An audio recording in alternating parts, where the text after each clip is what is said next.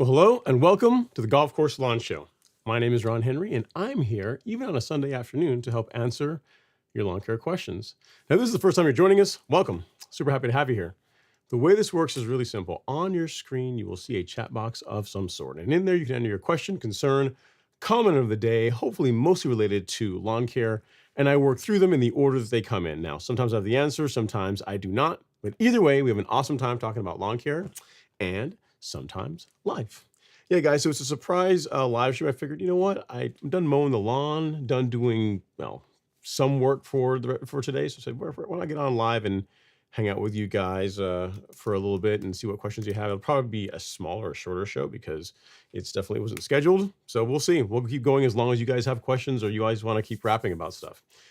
All right, guys. So as always, we're coming to you guys live on YouTube as our primary platform, but you can also get the show on Instagram, Twitter, Facebook. And again, I work through the questions in the order they come in. If you feel like supporting the channel, you can use Cash App to give us a donation of your choosing. And that way you will jump to the top of the line, front of the line. All right. Well, on that note, let's get going. Let's see what questions the folks have. A lot of them are going to probably be like, what are you doing here on Sunday? All right. So we got Damien saying, yo, what's going on, Damien? And Marculis Thompson saying, greetings, Ron. What's going on? Jason Harrison, Golf Course Lawn Academy member. Just got through doing a major verticut on his lawn. It's looking really nice. It's Sunday. I'm confused. Yeah, it's not really me. This is AI. I got, I'm trying out to test out this new AI thing. I'm gonna see how good a job it can do answering you guys' questions. So we'll see how well it works out. Maybe it's believable, the model at this point. All right, we got follow Rob Thomas. It's Sunday live stream. Yep, it is Sunday, and I am live streaming, so I guess it meets both criteria, Rob. That would be correct. And then Robert Rainey says, wait, who's this? You know who it is, man. And then Ron AI bot. And Dick Marculis Thompson says, it must be some good news for Sunday live. Nothing special, nothing super special to Marculis, just hanging out. Let's see our first question. We have, Okay, Two Gun Master says, can you explain GDD, so growing degree days, when using growth regulator? Use your area as an example. Explain it as if you were explaining to a golden retriever. Okay, so the most precise way of calculating or timing your plant growth regulator apps is to use growing degree days. And essentially what it is whenever you apply PGR based on temperature, that can influence how quickly it breaks down, how quickly the plant breaks it down, you have to reapply. So if you're trying to be super precise, growing degree days is the way to go. I think Syngenta has a I'm sorry, Syngenta. It's either Syngenta or the Greenskeeper have, maybe both of them. They have a calculator that you can use to figure out if you do a PGR app when your next one would be due. The way I get around that, and just also for simplicity purposes, because to really do growing degree days properly, you need to have the base temperature in your area, and then you have to track temp over the period of time when you within the window when you might have to do your next PGR app. For most people, using plant growth regulator is stressful and complicated enough that adding that to it, I don't think it really is the juice isn't worth the squeeze, I guess what I'm trying to say. So the way I get around that, and that a lot of people follow and tend to have pretty good results with, is instead of applying the plant growth regulator once per month, which is what most labels call for, you take the monthly rate that is correct for your grass type and cut that in half. So for example, with Bermuda grass, the range is anywhere between 1/4 of an ounce per thousand up to just under 4/10 of an ounce, or 0.40 ounces per thousand over a course of a month. So if you take that, cut it in half, you would just spray that every 2 weeks, and then your lawn really doesn't come out of regulation, even during the hotter times of the year. I've been doing that for, this is either year 3 now, I think, at this point, of following that plan, that schedule, versus doing growth regulator apps once per month. And it's worked really well. The thing you might run into, right, is if you don't do something like this, right, if you don't use either apply every 2 weeks, or you don't use growing degree days, what you'll find is the label, say for example, for Trinexapac ethyl for Primo, right, it'll tell you to apply it every 4 weeks. And in the hotter times of the year, what you'll find is between like week 3 and 4, sometimes the lawn will begin coming out of regulation. You'll get a big flush of growth. So growing degree days are a way to help prevent that. So again, not something I talk about a ton, because it is, again, in my opinion, for the average lawn care owner, it's just not worth the amount of effort that it takes to do that. I mean, again, most people find it complicated enough to use PGR. So what I would say is just spray every 2 weeks is what I'd recommend. And if you're wondering like how I'd say you go about doing that, if you go to the Golf Course Lawn Store, if you go to resources and blog, there's under the fertilization section, we have a blog post all about plant growth regulator. And in here, where is it? Yeah, down here, you can see the rates that are pretty much the half rates if you're going to spray every 2 weeks. All right, so you could use this as a guide. You may have to adjust or tweak up or down slightly based on your grass, what it likes, but that's a good starting point for putting together a PGR program for your lawn. So hope that helps, Two Gun Master. I don't know how good a job I did explaining it as if you were a golden retriever, but hopefully it was useful to you. Long short of it is, for most people, it's just not strictly necessary, not worth the headache. Okay, next up is we got Jason Harrison. He says, works for me. Happy Sunday, everybody. Hope we all have a successful week. Yeah, man, I gotta tell you, today, here's the thing. The Zoysia, I posted a video yesterday of the Zoysia, an update of it, a short. If you guys haven't seen it, I'll link it here in a little bit. And I saw a little bit of washboarding, and it bugged me. I thought I'll just fix it on the next mow. But so this morning I had some extra time. So I didn't cut the front lawn, not once, not twice, but 3 times, triple cut it. So lengthwise, this way and then this way. And the results are pretty nice. I mean, got rid of all the washboarding. It is absolutely pool table smooth. I took this literally, like this video you're watching is literally 15 minutes old, not even. So it's afternoon time here. And it looks really nice. I'm happy with that.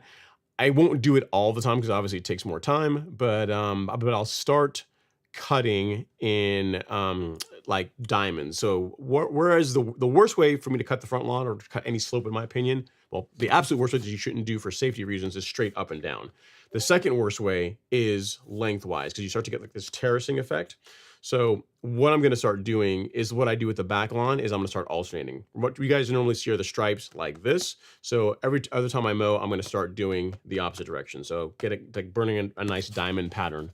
Because I've got some index points that I kind of mapped out today that I'll be able to use to get the stripes, like just really, really nice in both directions. So it should be fun, something else to work on, and I figured I just want to share that with you guys. So hopefully you guys enjoy it.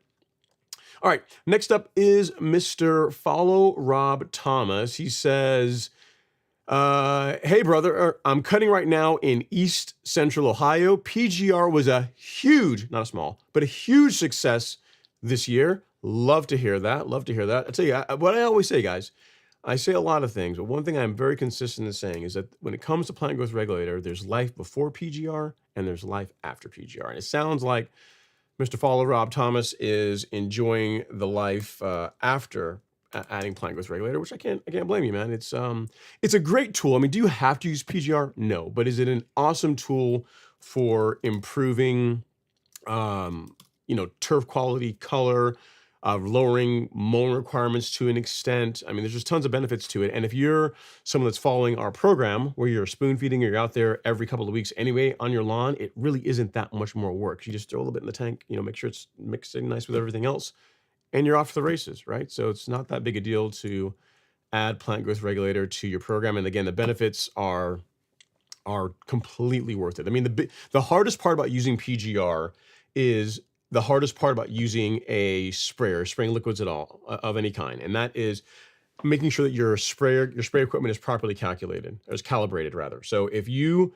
have got your walking rate, like the settings on your sprayer, and your walk rate set up such that you're able to put out right around a gallon of solution over 1,000 square feet, like 90% of the work of spraying any liquid on your lawn, whether it be growth regulator, liquid fertilizer, herbicides, insecticides, like that's the hardest part. Like once you've got that, the next remaining 10% is probably just managing your overlaps just slightly. So just you're lightly overlapping, so you're not spraying too heavy or too light in areas. But I mean, again, the most important, the most challenging aspect of using liquids in your lawn care program is calibrating your sprayer, which I've got a video on that if you guys are interested. But I mean, there's tons of different ways of doing it.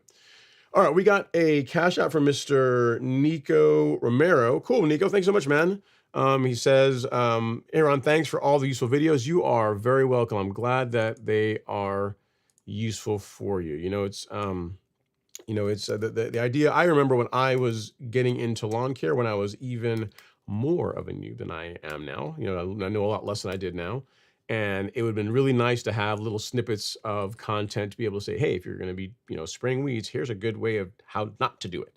If you're going to be, mowing your lawn, here's some tips about how to get a really good result. So that's why I enjoy doing the live streams, because it's a great way to interact with you guys.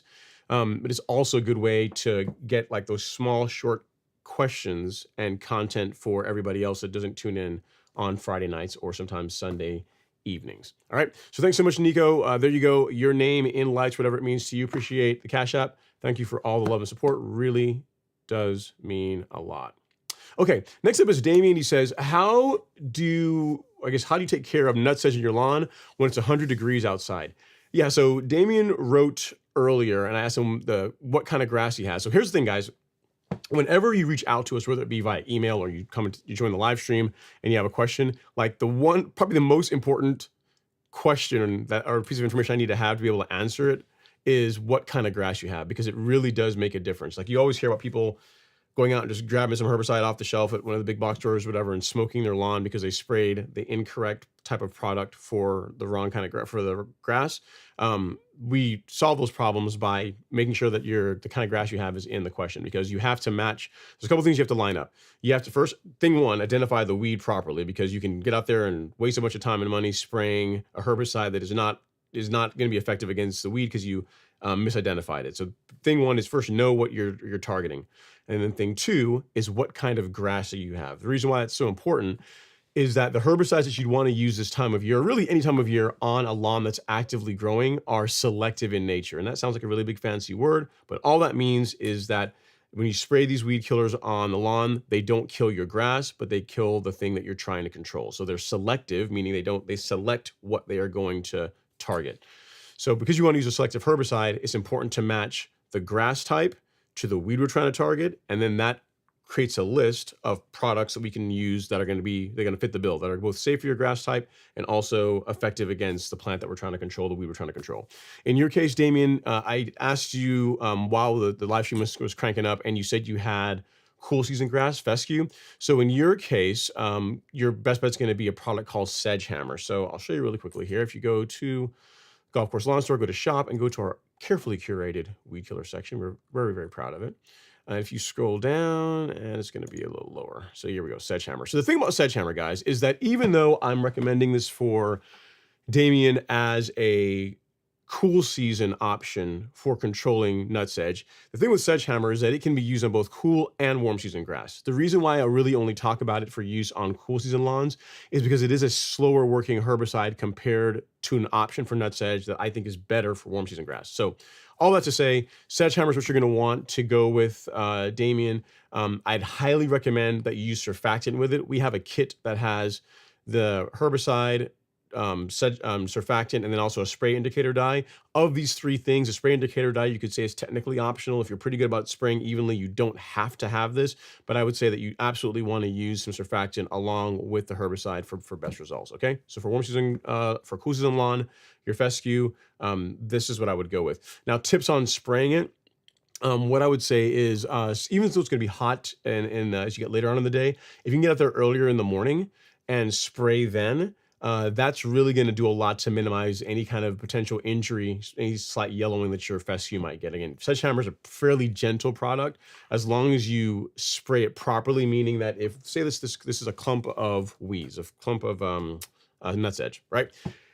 The thing you have to realize is whenever you get out there and you spray, especially if you're not used to spraying herbicides or any products on your lawn, you can be very tempting. To say, oh, all this nutsedge, I'm gonna show who the boss is. And you get out there and you spray and you go back and forth and back and forth and back and forth. And when you do that, yeah, you're definitely gonna get the nutsedge, but you're over applying the product to that area, and it's going to cause yellowing to your lawn. Again, probably won't kill it, but you are going to cause some temporary damage. So just a nice smooth, like figure out almost like you're spray painting, I don't know, a piece of wood, or you're just lightly coating is what you're after. The example I give is if you're putting sunscreen on sometimes, right? If you put sunscreen on with an aerosol, you would not spray it to the point where it's just running off your arms. You would just you make a nice pass, not super fast, not super slow, but a nice like that, so you get nice even coverage, and that's what you're after. You just want nice even coverage on the plant that you're targeting, but not to the point that it's running off. So if you do that, you should get pretty good control against a nutsedge in your fescue lawn. Again, Sedgehammer is slower working, so I'd say spray it and then don't look at the nutsedge for 10 to 14 days. That's when you should start seeing it begin to yellow and begin dying off. So hope that helps you. Sorry to hear that you are having, challenges with weeds in your lawn, but hey, there's always something. If it wasn't that, it'd be something else, right? All right, so we have another Cash App. This one is Wes Nelson. He says, "Make turf great again." Thanks so much, sir. So Cash App, thanks. Let me get you up here as well. I appreciate all the love and support. What is? Let me sure I spell your name properly. I'll just say, yeah, Wes Nelson. So there you go. So thanks, Wes, for $20. Really do appreciate that. So Wes Nelson, we'll have you and Nico up for a little while. Okay, so both you guys. All right, next up, we have Mr. Kurt Anthony. I'm going to butcher this. Cabalitas, I think. Cabalitas. Okay.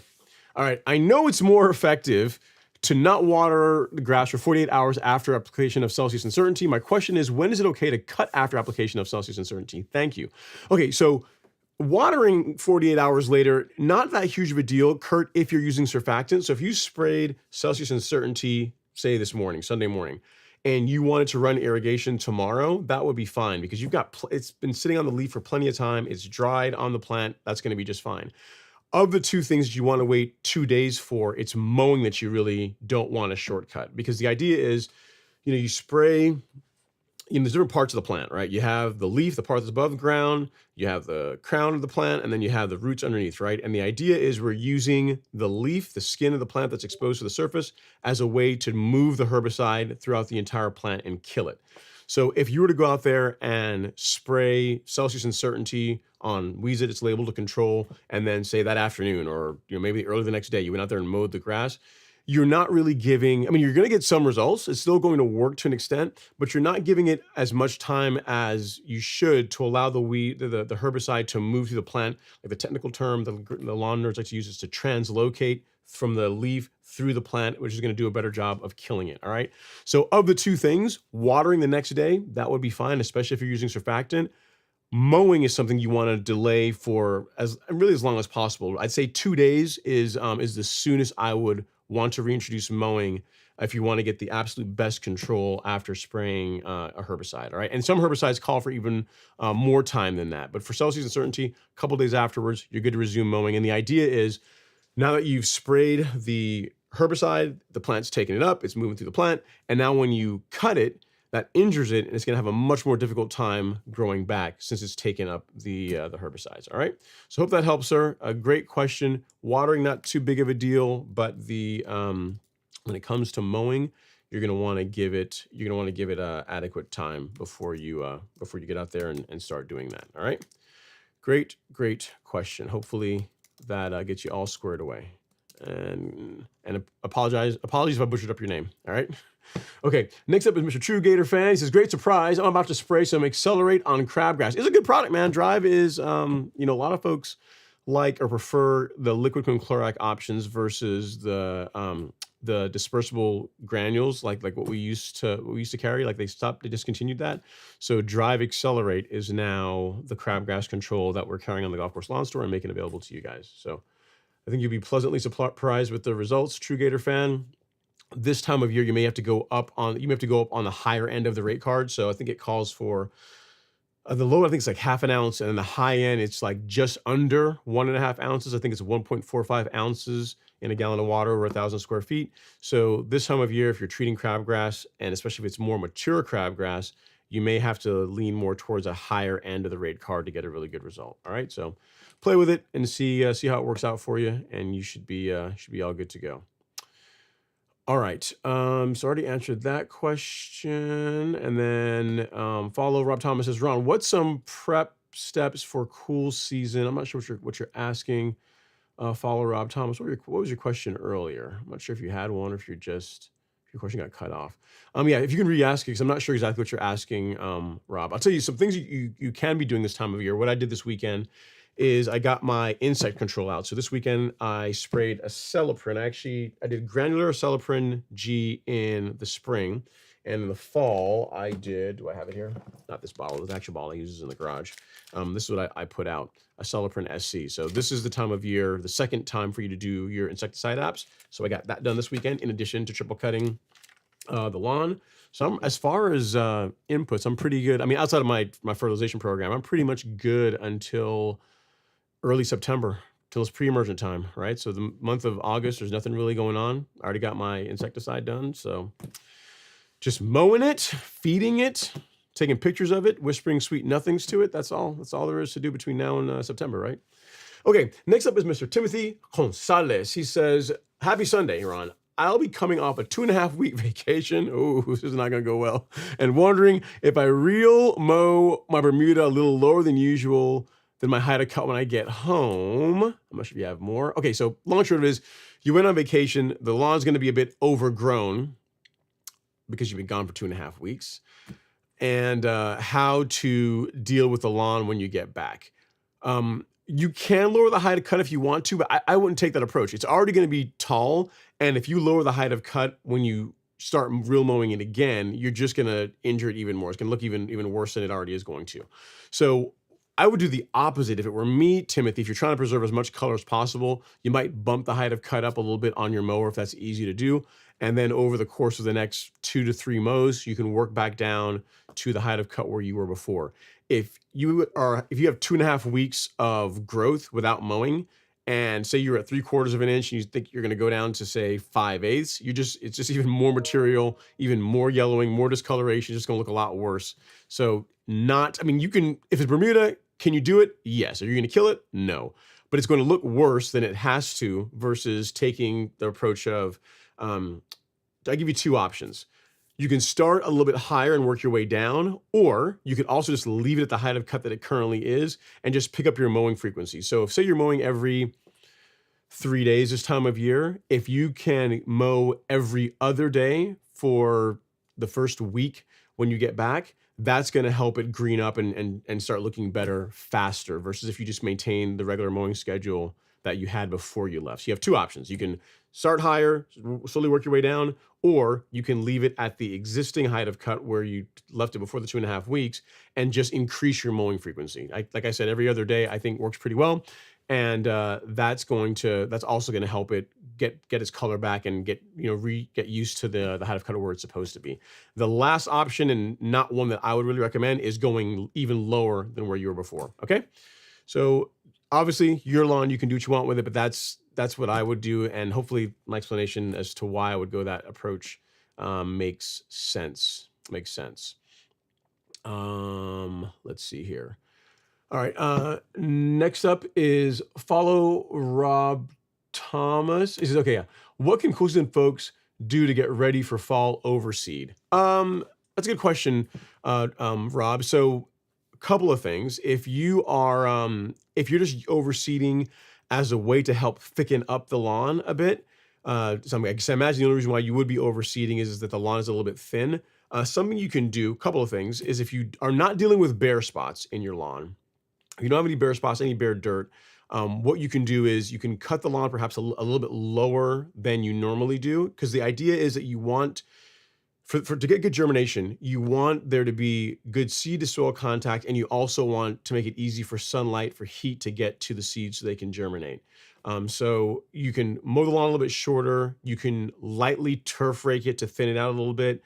You can also use plant growth regulator as a tool. That's something that folks will often do too whenever they are overseeding a lawn. So say you have this is not in your case, but say in the South, if we have like a Bermuda grass lawn and we're going to overseed with perennial ryegrass, something folks will often do is they'll use plant growth regulator, assuming they haven't been already, to slow down the growth of the Bermuda to allow the ryegrass, give it a slight competitive advantage as far as germination goes. So you can do any or a combination of those things.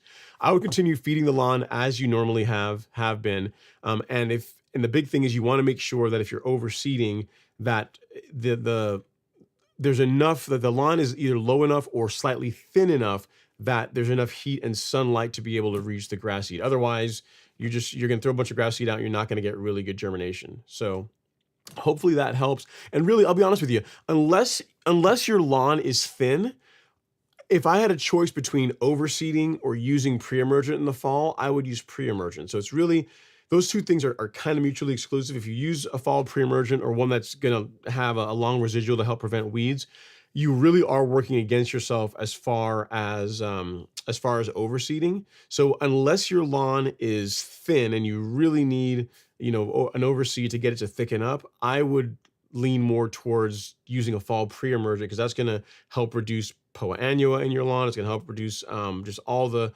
cool season weeds that you tend to deal with as temperatures get cooler.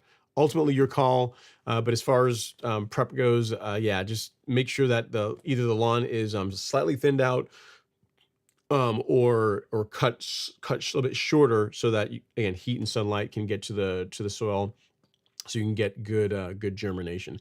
If you want to do a light top dress with some rich compost, that will also help your germination as well too. You can just get something at your local garden store. You could use a product like carbonized PN, depending on how large an area we're talking about here. So if you go to shop and Miramichi Green Biostimulants, something like this would be a good option as part of soil prep for overseeding. A light top dress with that would be also good as well too. And then all the other things I've already mentioned. Okay. So hope that helps, sir. Have fun with the overseed, and hopefully maybe I've talked you out of doing it, unless there's really a need for it. Because again, you overseed and you can't really, or you really shouldn't use pre-emergent. And for most of you guys, you'd rather not have weeds in your lawn than perhaps get the lawn a little bit thicker. All right. Hope that helps, sir. Next up is True Gator Fan. Says, I listen to the old live streams while doing lawn care. Well, look at this. You get to listen to one live while doing lawn care, True Gator Fan. All right. Next up, we have Toucan Sam. He says, What Bermuda grass seed would you recommend? I know RN15 was king for a while, but I don't think it's available anymore. You are correct. RN15 has been discontinued. The one that I hear a lot of folks using these days is Yukon Toucan Sam, but I haven't used Bermuda grass seed or planted Bermuda grass seed in a number of years. What I might recommend for you is if you reach out to Hancock Seed, they're in Lakeland, Florida, I believe. You can reach out to them and you can find out like what the latest hotness is as far as Bermuda grass seed. Having said that, most folks, whenever I get like emails or comments from folks, a lot of people are going to Yukon and they really like the results they're getting with that. So you could go that route. I will tell you this. I mean, I know you're just asking the question now, but this time of year is not the ideal time to establish a lawn with Bermuda grass seed. Like if you're going to do that, that really is a spring thing, right? Because if you were to go out and say you had like just bare dirt or you're killing off your existing lawn, you're going to try and grow Bermuda grass. Unlike sod, grass seed, the lawn doesn't, like you put out grass seed and it all kind of grows in all super evenly, like how it looks like you see in the pictures or you see on TV, right? You're going to have some areas going to grow in really well. You're going to establish really well. You're going to have some areas that are going to be thinner. And the way that fixes itself is with time, right? You may have to reseed one area or just give it more time and then eventually it'll all fill in. We are right on the edge of August. So you're talking about really 6, maybe 8 weeks of really good temperatures still left for a lawn to grow in, and for Bermuda grass to establish Bermuda grass by seed, it's just not a lot of time. So you want to go for it, you can. I would personally, if I were doing this, I would wait until next spring. I would do it like in late April if you're going to go the seeded route, or even better, don't do seed at all and just sod the lawn, because then you can go from literally no grass like this and then boom, you've got grass. And to be completely fair, most people go with grass seed because they think that it's going to be a lot cheaper. And if you have a really large property, it can be. But for most people, I'd say if your lawn is under 10, 15,000 square feet, you're really going to be better off sodding it, because you're going to go from no grass, no lawn to a lawn. And then also the thing that most folks don't realize is the amount of water that it takes to really establish a Bermuda lawn or any lawn from seed. Sod requires water too, but it doesn't require quite as much water. It's not quite as picky as the amount of water you have to make sure that you put on the lawn whenever you are doing grass seed. As an example, I'll tell you, look, when I did, this is probably 4 or 5 years ago at this point, when I did my back lawn with Arden 15, and that's only 8,000-ish square feet. Like my water bill for that month and we had some rain too. So this is not even really what it would be if you did it like this time of year when there's not that much rain. My water bill was over $700. So you get to kind of think about it, right? Like, I mean, a pallet of sod is, depending on the kind of, if you're going to Bermuda, it's $300 to $400, depending on what you're getting in the area you're in, right? And you literally go from like no grass to grass. And as long as you put some water on it, it's gonna root in, it's gonna do well. I'd try and push you in that direction unless you really, really just want to play the game on hard mode. All right. So hope that helps. Hopefully that answers your question. Yukon is what most people are using that speak to me. But again, reach out to Hancock Seed for other options if you want to know what your options are. But I would just tell you, just go with sod. That's the way I would go. All right. Okay, next up we have Ultra Texas. Can you tell me why my grass is pulling out easily? I applied grub control in May. Could be a couple of things. I mean, it could be grubs. Absolutely could be grubs. I mean, that could be grubs, could be disease. A lot of times if it's just pulling up super easily, a lot of times that's insect damage. What'll happen is if you can tell me what kind of grass you have, but if it's a Bermuda lawn or a warm season lawn, what happens with stress is they'll go really dry and they'll lose their color and they'll almost begin kind of going into dormancy slightly.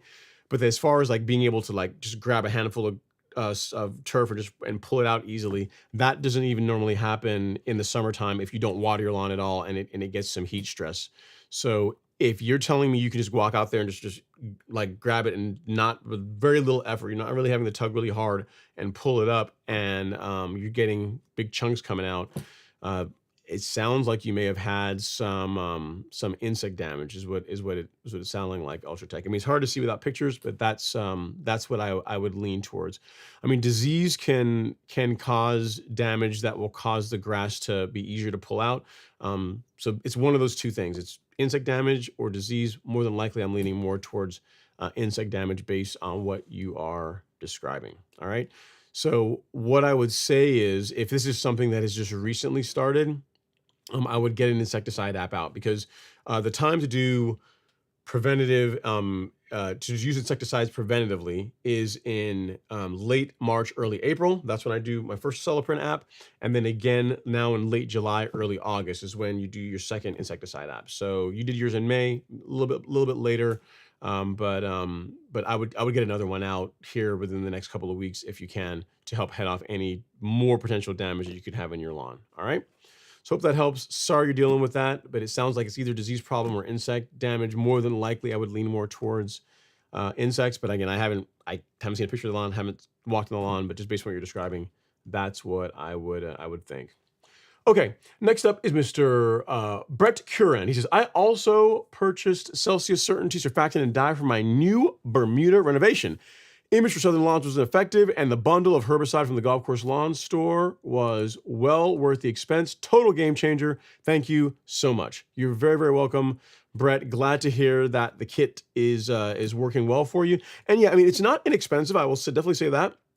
But if you think about what you're getting with that, I mean, you have enough Celsius for two acres, between 2 and 3 acres, and enough certainty for over an acre. So for most people, you're going to purchase that, and you're going to have enough, selective herbicide control for a couple of years. So you're going to, think of it more as an investment, versus something I'm going to be doing on my lawn every single season. Unless you got a large property, you'll buy that, and it's just going to be a tool in your tool chest that you can use for controlling weeds selectively in your lawn. So super happy to hear that it's working well for you. Love to hear that. A lot of folks like it, and that combination, I mean, I'm a big fan of it for a lot of reasons. One, it just, as far as like a broad spectrum control of the most common weeds you'll find in your lawn, Celsius and Certainty, meet the bill on that. And then also, as far as temperature restrictions, so something you can spray this time of year and minimize the chance of injury to your lawn, Celsius and Certainty are, in my opinion, for warm season grass, like the best choice. There's other options out there you can use, but you are going to get some discoloration in your lawn if you go with those, whereas Celsius and Certainty, far less likely to cause damage, as you've likely seen for yourself. All right. Thanks for the comment, sir. Appreciate it. All right, Adam Stark says, hey, a triple cut and still energy. What vitamins are you taking or eating? I'm just drinking water right now, and not a ton of vitamins. Just high on life, man. Enjoying working on my lawn, hanging out with you guys. And, the big thing was this, Adam, is I posted that video of the front lawn, and it looked really nice. Strap action was on point. But then the washboarding, I just could not unsee it. And I said, you know what? Because today was my day to mow. And I said, I'm going to have to fix this. And plus, all the folks want to see a different pattern on the front lawn anyway. And it's Sunday. I got the time. Why not get out there and start working that in? So that is why, that's why I did that. And we'll just keep at it, right? All right. Robert Rainey says, just sat down to eat pizza. You caught us. What's your favorite go-to pizza? Oh, I mean, like my the place to go buy pizza, or my type of pizza. I'll do both. So my favorite type of pizza is I'm a thin crust guy. I mean, some folks like the deep dish, but I like thin crust. Pepperoni, spicy Italian sausage, and green peppers. Now, I like green peppers. I know that for some people that's a violation to put that on pizza, but I like it. I grew up eating that a lot. So that'd be my perfect pizza for me. So pepperoni, spicy Italian sausage, green peppers, thin crust, well done. I like it like crispy, and that would be good. As far as the best pizza I've ever had, there's a place. So in Las Vegas, there is a I think it's a Cosmo. I think it's a Cosmopolitan. There is a pizza shop that's it's like hidden. You have to it's like they try and make it kind of like a mystery thing, like a speakeasy to go find it. I forget the name of it, but that is the best pizza that I've ever had. I mean, and that's a tall order. I've had a lot of pizza. I've had Chicago pizza. I've had lots of pizza around here in Atlanta. I've had obviously the common pizzas, like places that you guys all order from.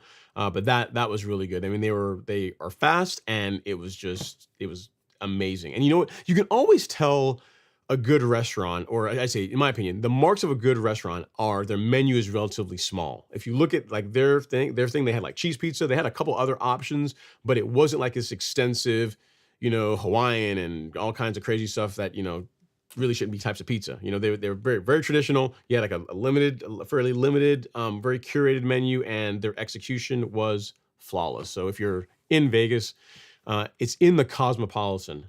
But I forget the name of the place. You have to kind of find it, but it's good, really good pizza. That's probably my favorite, the best pizza that I personally have ever had. Again, it's thin crust, which is what I like. And as far as type, pepperoni, spicy Italian sausage, green peppers, well done. Thing of beauty. All right. So next up we have Brian Howell. He says, "What's up, Ron? Just level for the first time. How long should I wait until mowing? I put down about 1.25 yards per 1,000 square feet. So a little bit heavier." So what I'll tell you, Brian, is the lawn will tell you. When you look at it and you are seeing, you're seeing more grass than sand. I don't have any pictures to be able to see what you're working with, but I'd say for the first time, it's your first time top dressing, 2 weeks, just to be safe, especially if you're real mowing. If you're going with a rotary mower, I'd still say 2 weeks, because the first time you top dress a lawn, it is going to take longer to recover. Case in point, the front lawn, when I top dressed the Xeon Zoysia, the first time it took longer for it to grow through it than the second time, which I was like 10, 12 days ago. And you'd be hard pressed to tell, other than that one spot near the sidewalk, that this lawn was top dressed less than 2 weeks ago. You can see like the one spot, I can't point at it, but there's a spot there near the sidewalk that's still grown in, but this was top dressed again less than 2 weeks ago. And the second time around, it tends to take less material and the lawn grows through it that much faster. So since you went heavier than I normally recommend by about 25%, you went a cubic yard and change. I haven't seen the lawn, haven't seen pictures of it. I imagine it's going to take a little bit longer for it to recover than had you went lighter. So 2 weeks, assess at that point. And then if you are real mowing it, whatever height the lawn was at before you top dressed, raise the height of cut on the mower just slightly. Reason for this is that if you don't do that and the mower gets into sand, I mean, if you run a real mower over, it doesn't take very much, man, 500 square feet, maybe even less, where you're getting into sand, you're gonna ruin the edge on it. You're gonna have to backlap it to get it to cut properly again. So it does not take much with a real mower if you're running into sand to take the edge off the reel and bed knife to where you will have to backlap. In a good case scenario, in a worst case scenario, you have to send it in for a grind. So to prevent all of that is just raise your height of cut up, wait 2 weeks, and that should put you in a pretty good spot to begin mowing the lawn while also minimizing chances of dulling your equipment. All right. So hope that helps, Brian Howell.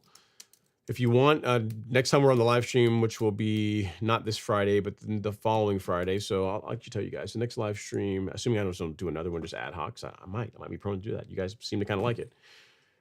Schedule for sure will be August 8th, but knowing me, there'll probably be someone in between here and there between then. All right.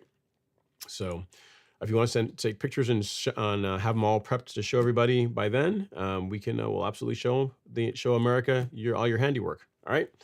Okay. Adam Stark says, also, I see you're loving the Zoysia. I can see you doing the backyard.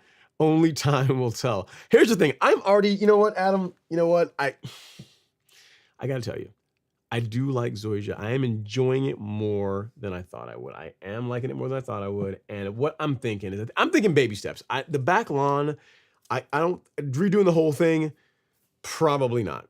But what I can see happening is the side, like the swale area, so you got the front lawn there on the right, and then the driveway, and then, my section of the lawn, that swale area. I could see that potentially going to Xeon, and then it's stopping right there, hard cut off where the driveway ends, and then Bermuda from there on out. I could see that happening. An argument can be made for that. Not this season, obviously, but yeah, I can see that, because I have to admit, I mean, come on, guys, I think you're with me on this. I mean, that looks.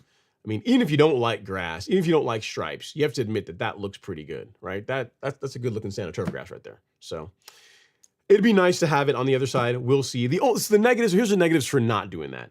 Then my Zoysia is going to butt up against Alex's Bermuda, which is not a huge deal because I can just I can use a piece of cardboard if I have to spray recognition and Fungicide just to spray the Bermuda that's going to try and get into the Zoysia. I could do that. I can manage that.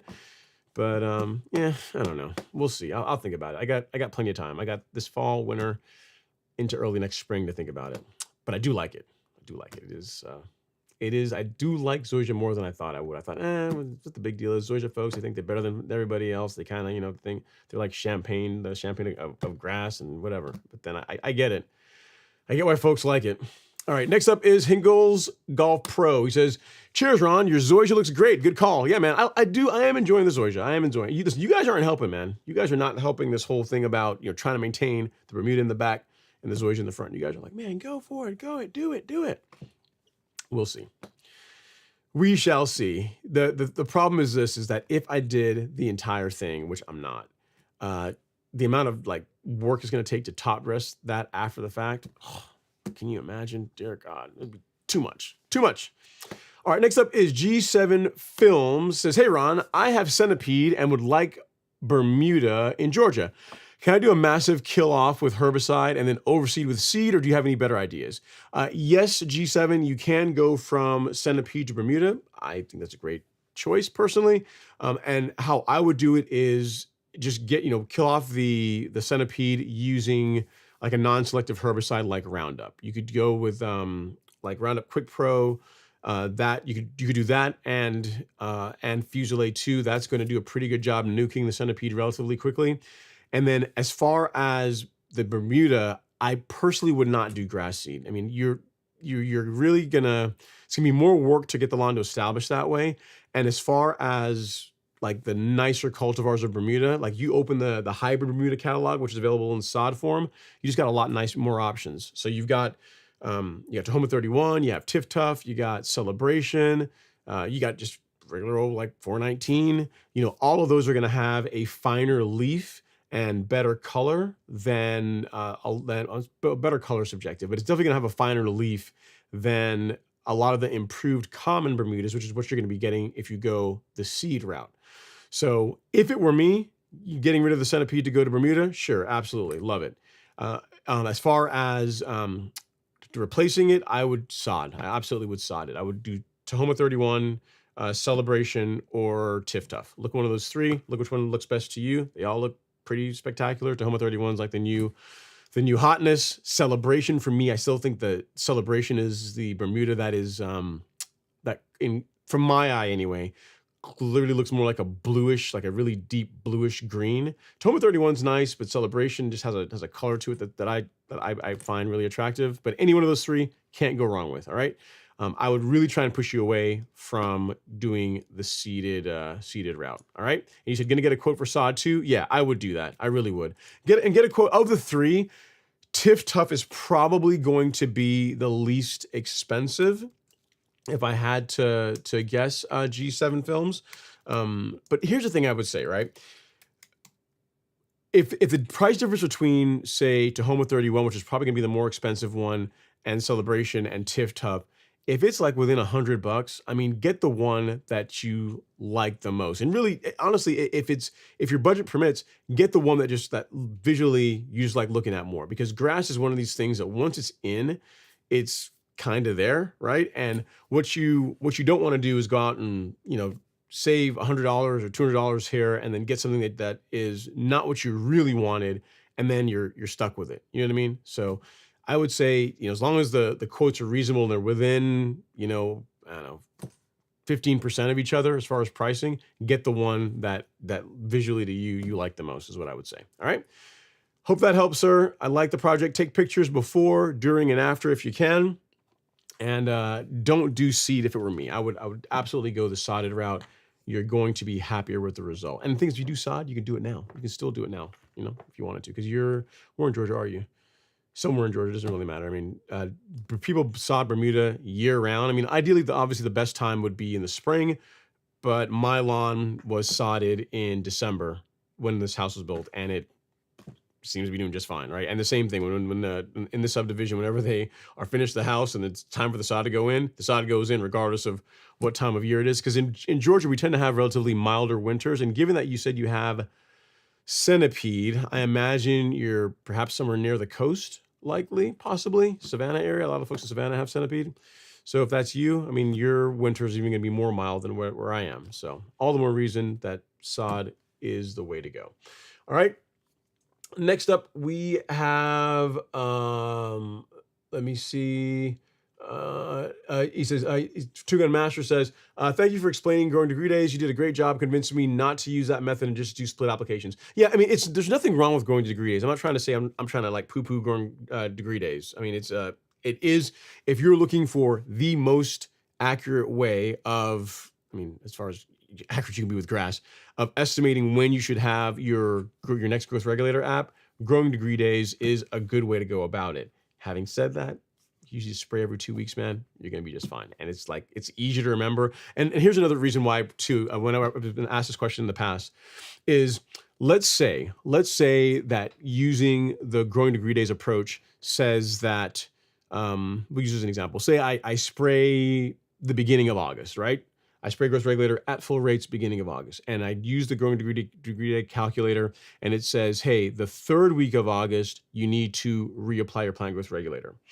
The way that I do my nutrient program, where I am spraying liquid fertilizer and biostimulants every 2 weeks, now what that means is I'd spray like August 1st, I'd spray August 15th, and oh great, a week after I'd sprayed in the middle of the month, I got to go out and spray, especially just one special time, just for plant growth regulator. It's kind of a pain. You see what I mean? So for the reasons that I said, that just every 2 weeks works pretty well, and that you're introducing more complexity that for most people just isn't warranted. There are some people that do that and they love it and they're like geeking out on it, but for most of you guys, you're just better after spraying every 2 weeks. All right. So hopefully that helps. I would go that route. And if you need anything else, definitely let me know. All right, Timothy Gonzalez says, can you explain spring dead spot? Does it remain in the soil, and would you spray fungicide right as you see it in the spring, or do you the preventative treatments in the fall? Yeah, so spring dead spot is a disease that affects, it can affect all grass types, but Bermuda grass in particular tends to have a pretty bad go. But Bermuda and Zoysia tend to have a pretty hard time with it.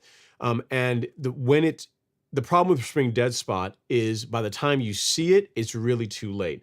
The time to prevent spring dead spot is in the fall with a couple of different things. You can use fungicide as part of it. So you do preventative fungicide app if you're Southeast, in October, and then again in November. And then you also want to limit the amount of nitrogen you're putting into the soil as part of your program to help prevent spring dead spot. I did those two things starting a few years back, and I've had a drastic reduction in the amount of spring dead spot that I've had to deal with in my lawn. And Timothy, you asked this question, and I was sitting here looking for it because I wanted to be able to show it to you. So if you go to the Golf Course Lawn Store, and if my explanation wasn't good, if you go to resources and blog and you go to lawn disease, we have an article, because this is something that's personal to me, is all about spring dead spot, like how to prevent it, steps for a healthy lawn. So take a look at this. It's a short read. The long short of it is, don't over fertilize your lawn in the fall, apply a fungicide, and away you go. And you notice that it talks about preventing spring dead spot, because there's not really fungicide isn't going to do a whole lot to help correct the problem once you get into spring. All right. So the time to prevent spring dead spot is in the fall time. All right. So in addition to what I explained, limiting the amount of nitrogen you're putting into the lawn, and also using preventative fungicide, I'll send you this blog post as well on the topic of spring dead spot, and you can take a look at that at your heart's desire. And if you have any questions, don't hesitate to reach out. All right, cool. Great question, Timothy. Hope that helps.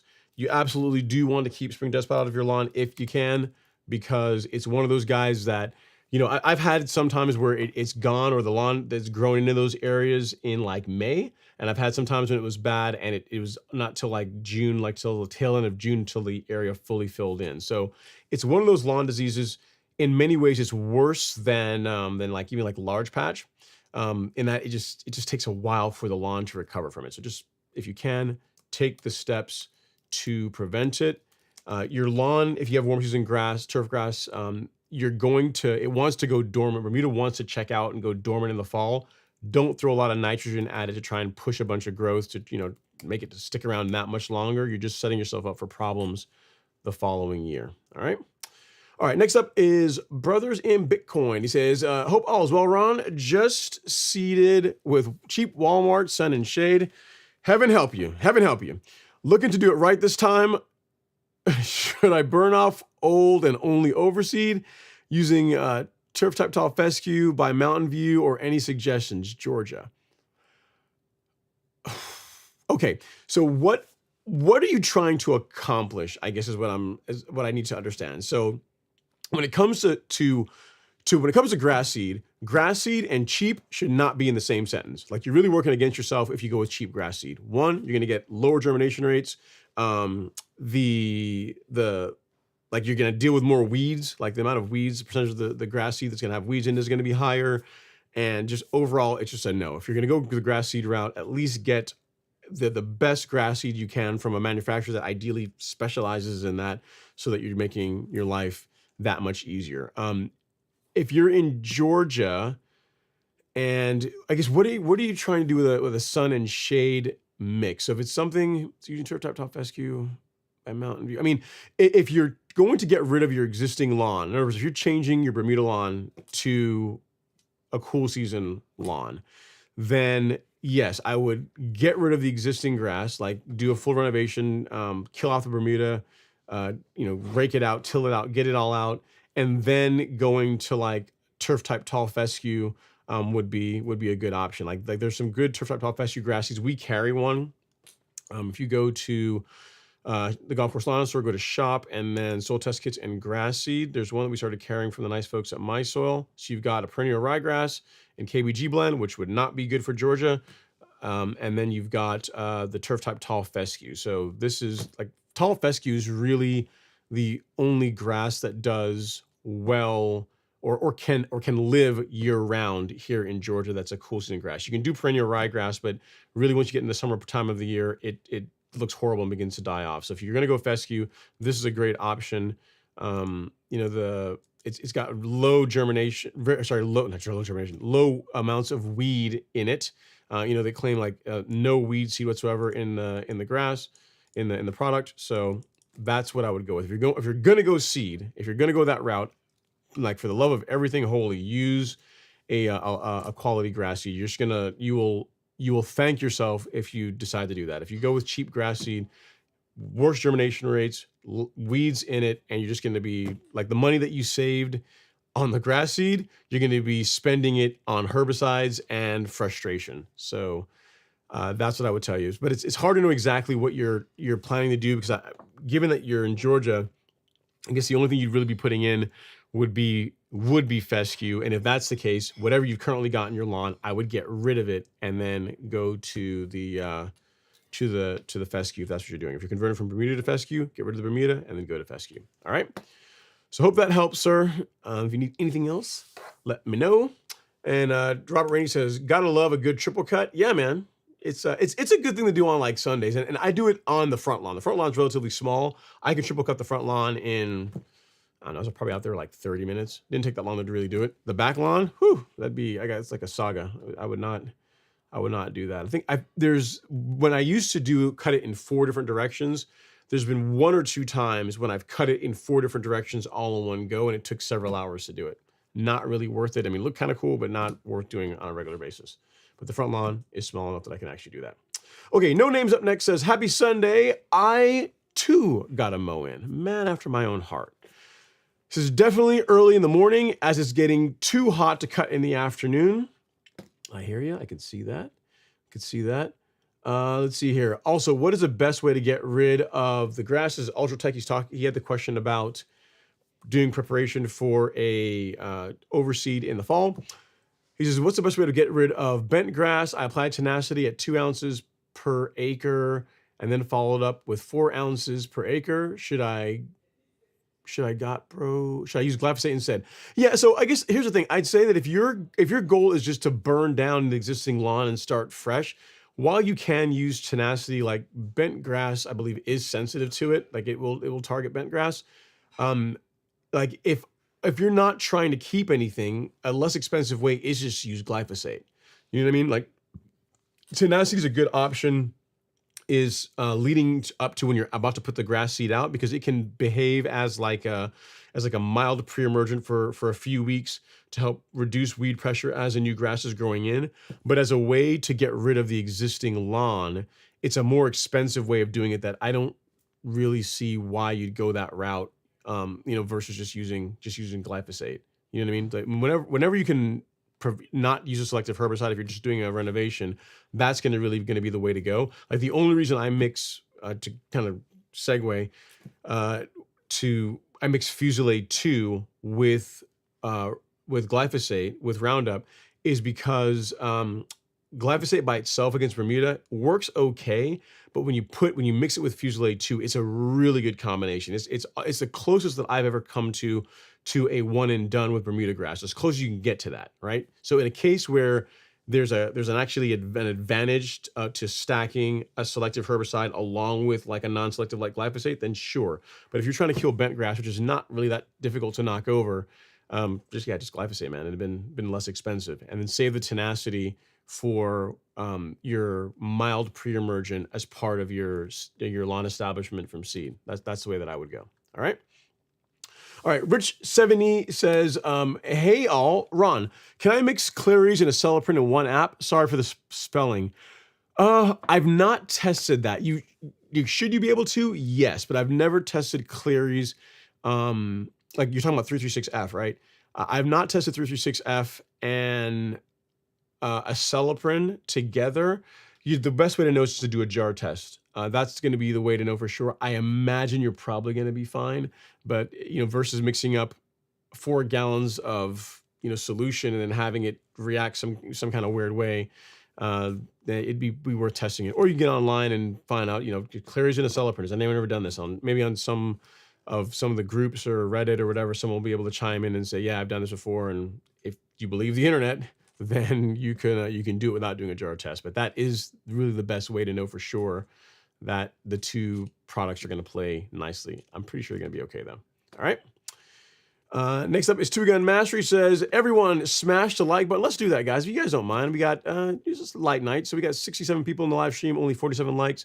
If you're enjoying the show, if you're not enjoying the show, give me some interaction. Hit that like button. It costs absolutely nothing. It's a free way to support the channel. I think I saw LG in here. And just for you, LG, just for you, we're going to put on some Tango Bolero while I take a sip of water and I look for the next comment. This song used to be LG's thing. I mean, he loves it every time I played it. So I think I see him here in the chat. So I figured why not put it on for him. A good Sunday mix, right? All right, Higgy Pop is up next. He says, hey, it's super hot here in Georgia. My lawn is melting. Yours and everyone else's, man. It's all that heat, all that rain we were getting. We can really miss it now, because now the lawns are starting to feel the pain from all that lack of water and the increased temperature of summer. But it's okay. This too shall pass. Okay, next up is Joseph Roberts. What's going on, Joe? Man, hopefully you're doing well. I think this is Joe Roberts from Oklahoma. I think so. If it's you, what's going on? Hopefully you're doing all right. Glad you're able to make it. He says, happy Sunday, Ron. Happy Sunday to all. I cut this morning holding at 0.60. So not even 5/8. Just under 5/8. Just under. Why? Because you can. Just under 5/8. Apply liquid fert, carbon kit, micros, and plant growth regulator. I like it. It's the end of the month, beginning of next month. Good time to do it. I like it, Joe. And then Damien says, thanks, Sedgehammer. I got it. Sounds good, sir. And then next up is D&D Lawn Care LLC. Says, what's up, Ron? Happy Sunday. New Zoysia, 2 weeks old tomorrow. When can I top dress? So I did mine a month after. Let me make sure I'm not gonna lie to you. Let me see here. Let me see. I think it was about a month after. Maybe not even. I want to say it's probably about a month, because it went in April, and the first top dressing, I believe, was also in like late April, early May. Let me see. Let's see if I do. I think it was early. Yeah, I think it was think it was late April, early May. We'll just search for Zoysia.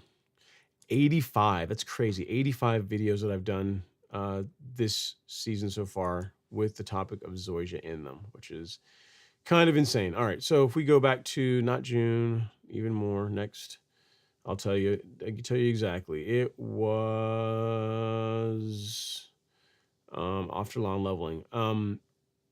Yeah, so it was 18 days after lawn leveling, and that was June 9th. So it was May. So it was like mid-May is when I did it.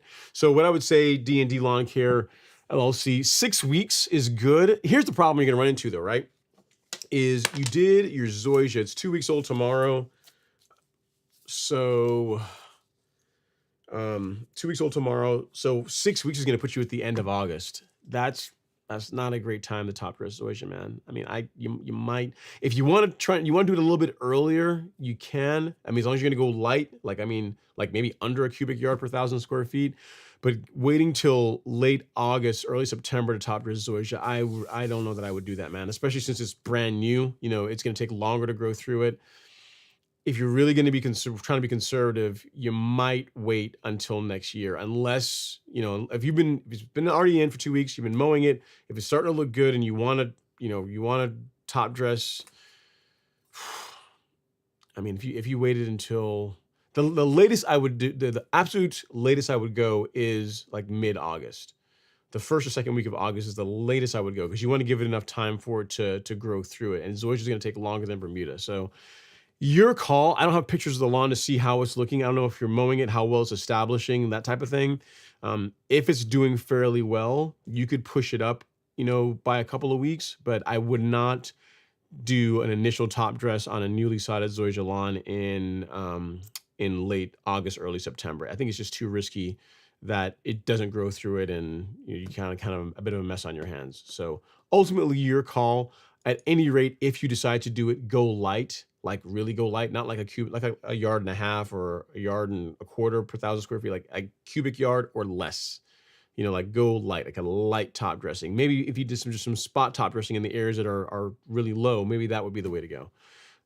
So just something to consider, because I don't want you to spend all that money, and then you go out and top dress the lawn, you go a little bit heavy, and it's a stressor to the grass, and then it's not in its best form, top form, going into the cooler time of the year. So ultimately your call, but just for me, the absolute soonest would be, the absolute latest would be mid-August, absolute latest. And that's really pushing it. We got LG in the chat. He says, "What's going on, LG? Hopefully you're doing well, sir. I mean, it's been a while since I have seen you, my good friend. So hopefully you have been well. Hopefully the lawn is still doing okay." And then next up, we have a question about plant growth regulator. He says, "Hey, Ron, when applying PGR, what order do you employ? Is it better to apply PGR first, then mow, or cut first and then apply PGR? I mow first and then apply PGR." And the way it normally works is I will do it on an off day. So I'm on my lawn pretty much every other day, mainly because I like doing it.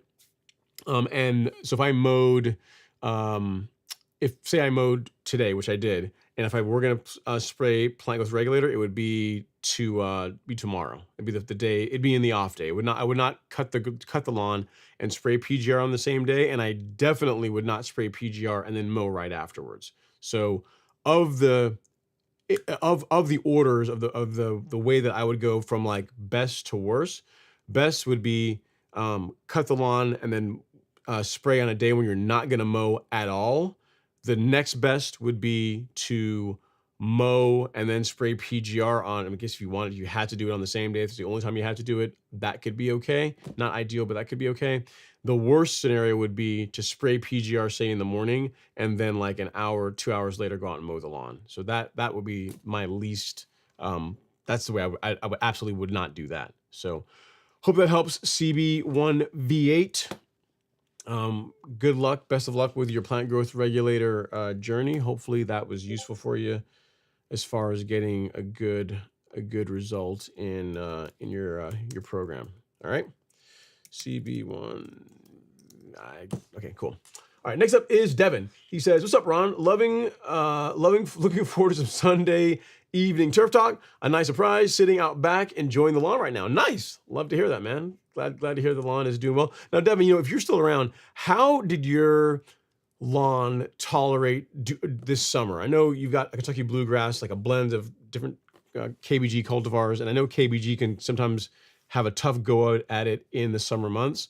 So how did yours do? Has it held up pretty well? If you're still in the chat, you can say like, yeah, it's fine, or oh, it could be better, or I'll just tell you next time. That's also an option too. Okay, next up we have, let me see, this is Kevin Redfern coming in from the Facebook. It says, I have Bermuda grass, typically 419. How do I get it to thicken up? It seems really thin. I fertilize and it's green.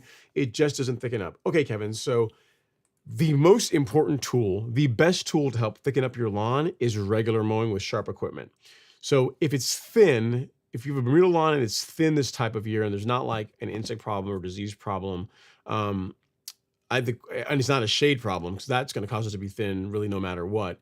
The thing I'd say is just mow it more. Increase your mowing frequency. That is going to encourage the lawn to spread more laterally, and it's going to cause it to thicken up faster.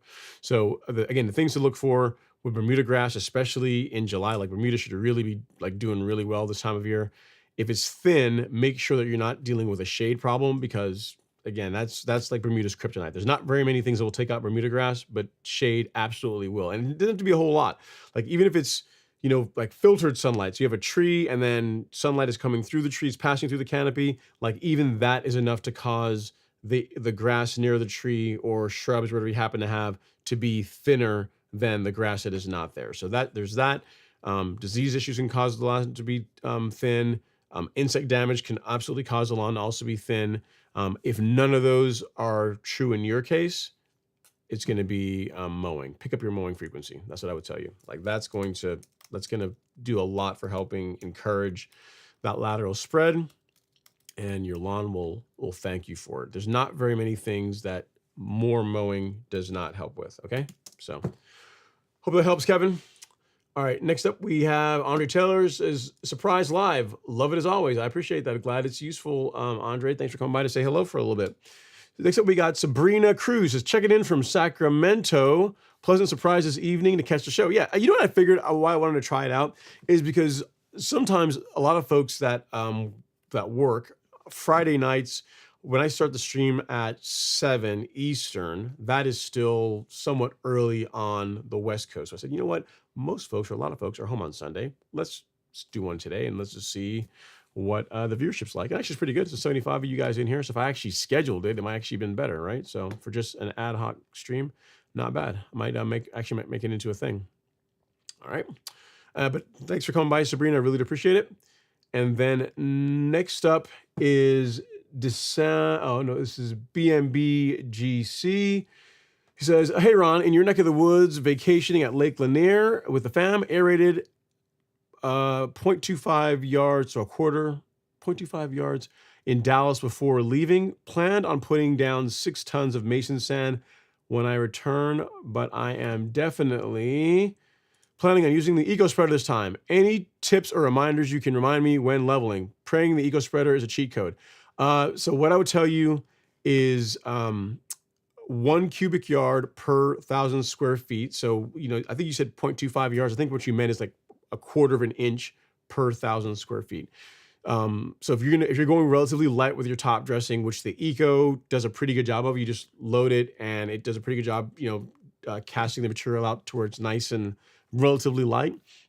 That's going to be the big thing. So you've core aerated, you're planning on core aerating, and then you are going to, or are you planning on core aerating? I don't see that in here. Okay. So yeah. So if you have not, you did. Yeah, you did. You aerated already. Yeah. So aeration is a thing. What I'd say is you aerate, you fertilize after aerating. I'm talking about granular fertilizer, a nice biostimulant like carbonized PNG, excellent choice time and a good time to do that. And then do your top dressing, and then, just put the material out and then have someone out there raking it in while one person is spreading it. I will tell you that I'm not sure how big your lawn is, but as far as what makes it easier, if you can have 3 people when you are top dressing a lawn, it makes it a lot easier. Like I did my front lawn by myself because it's not that much area, but much more past really 5,000 square feet, having some help really does make it a lot easier. Because what you would do in your case, you have a piece of equipment, but you'd have one person running the leveling rake, another person loading the eco, and then another person running it. So one person loading, one person running the machine, and another person raking things in. And you guys can just rotate depending on who's tired, and just to give everyone a chance to rest and take the easy job, which is just moving the eco around, right? So 3 people definitely makes it easier. And if your lawn is over 5,000 square feet, it is going to make life easier if you have some help. That's the only other thing I would tell you, other than the advice I've already given you about fertilizer, biostimulants, and then not top dressing too heavy. All right. Best of luck. Have fun with it. DeSando says, are you currently using a mower with a groomer? I am not. Which height of cut range are groomers more beneficial? Debating to get a GM 1600 with a groomer or not. Thoughts? Yeah, so groomers are really designed for greens cutting heights. They're not designed to be used as a verticutter. Groomers are really designed to behave much like how I use a turf rake. So it's not like digging into the soil. It's kind of like just kind of teasing the grass, helping it stand up nice and straight, and it helps you get a better cut. So that's what it's really designed for. If you're not, unless you're going to be cutting a green, personally, I would not. I wouldn't go out of my way to go buy a mower with a groomer if it were me, because it's just more stuff to break, more things to go wrong, and you're probably not going to use it because you're not going to be cutting your lawn at the heights that they are designed to be used. And what I have here, if you want to see, DeSando, I've got a video I did almost 5 years ago at this point, on groomers, that I on about setting it up, and how to use the tool from Accu products to set it up properly, and the heights where they're designed to work. So you can take a look at that. But the long short of it is, unless you're getting like a smoking deal on the mower, and it's like, in other words, if I had 2 mowers, one with a groomer, one without a groomer, the one with the groomer was like 200 hours, pristine condition, and it's the same price as one with like 500 or 600 hours with no groomer, then yeah, in that case, get the newer mower or the lower hours mower, even if it comes with a groomer. But if the price is about the same, the hours are about the same, the condition of the mower is about the same, me personally, for a mower that's going to run on a residential lawn, I wouldn't bother with getting a groomer. Like I said, it's just more stuff to go wrong, and you're probably not going to use it because you're not going to be mowing your lawn at the heights at which it is designed to work properly. But that video that I just linked for you there in the chat will let you know all what's involved in using one and setting one up, and you can decide for yourself. Let us know either way which way you decide to go. Okay, next up is Aaron Tiffany. She says, I'm in South Central Kansas, and I have a large section full sun. I've done fescue, Kentucky bluegrass, perennial ryegrass. What are your thoughts on trying to do Bermuda combo on a lawn? The KBG goes dormant quick here in Kansas City. I'm not, okay, so yeah, you asked my opinion, and I'm an expert on my opinion, so I'm gonna give it to you, all right? I am not a fan of Bermuda. I know that a lot of folks like it, or they think that it gives you the best of both worlds, but in my opinion, what it really just does is gives you a bunch of headaches. Here's why. You're blending Kentucky bluegrass and Bermuda grass, right? So you're blending a cool season grass and a warm season grass. And the idea is that in the summertime, when the Kentucky bluegrass is stressed, Bermuda is going to live its best life. And in the times when the Bermuda is not doing well, in the like winter, spring, early spring, and the fall, the Kentucky bluegrass is going to be looking its best, right? So kind of sounds cool. It sounds like in a perfect world, sounds like the best way to go. The negative to this is that whenever you mix a cool season grass and a warm season grass, now if you have to do weed control, so say you got weeds in your lawn, like the number of herbicides or the list of herbicides you can use that are safe to use on Kentucky bluegrass and also to use on Bermuda is much smaller. It's a much smaller list. You're really going to be using like a 3-way. That's what an option you'd have, but you're really limiting yourself away from like really the best in class options. So if you were only Bermuda, you could use Celsius and Certainty. And then also for a cool season lawn, there's a host of herbicides that are for cool season grass only, that you're not really going to be using on Bermuda because it's going to injure it. So that's thing one. For post-emergent weed control is a huge pain because you've got a smaller list of weeds of herbicides you can actually go with. On the topic of weed prevention, right? So the rates that you use for pre-emergent for Kentucky blue, for cool season grasses in general, tends to be quite a bit lower than what's required for warm season grasses like Bermuda. So for Bermuda, it's like 0.40, I think, ounces of prodiamine on the low end, all the way up to the max. The max rate for Bermuda is something like 0.83 ounces per year, whereas for your cool season lawns, it's like about 0.5, about half of an ounce, maybe a little bit less in some cases. So when it comes to pre-emergent, which rate do you go with? Which one are you going to use? When it comes into the fall time, the best pre-emergent really for keeping Poa annua out of your lawn is a product called Spectacle Flow, which is for warm season grass only. So if you got Bermuda, you can't use this, right? Can't use it. What else? If you're planning to use plant growth regulator, I'm trying to give you all the reasons why this is really not a good idea. If you're trying to use plant growth regulator, the opposite is true when it comes to rates. So the rates that you use for cool season grasses for PGRs tends to be higher than what you would use on a warm season lawn. So use something like Primo Max, any growth regulator that has Schnexpack ethyl in it, you'll find that it might be as much as like half an ounce, even higher per 1,000 square feet. Whereas for Bermuda, it's like half that. So now if you're using plant growth regulator, which rate do you use? You see what I mean? So it's in a vacuum, it sounds like it's a cool idea, but you're just creating a lot of headache for yourself, in my opinion, with not a ton of upside. So you can do what you want. But I'm not a fan of the whole Bermuda thing. And what you see is that there people used to be talking about it a lot. It used to be the rage for a few years ago, but you see less and less people talking about it now, mainly because of the reasons that I said. Right? I think like year one, or when you first put it in, it seems kind of cool, but then as something to live with year after year, not so great. All right. So hope that helps, Aaron, Tiffany. What I would say is enjoy your cool season grass during the early spring and fall months. Realize it's not going to look that great during the summer, and just go that route. Like don't make things any more complicated than they need to be. If you decide to go the Bermuda route, take pictures, send them to us. We'll show everyone on the live stream. But hopefully I've convinced you, or at least I would say convinced you away from doing it. But at least I've given you some consideration, some things to think about, other than I've got a grass that works really well when the other grass isn't doing so well. That's only the small part of the equation. Okay, next up is Nico. He says, Ron, what are your best tips for getting grass seed to germinate on slopes? I noticed the worst germination on my hill when I seeded last fall. I wanted to thicken it out this fall when overseeding. So putting down some kind of ground cover to help it stay in place. So some folks will use straw. Some folks will use peat moss, like that will help as well.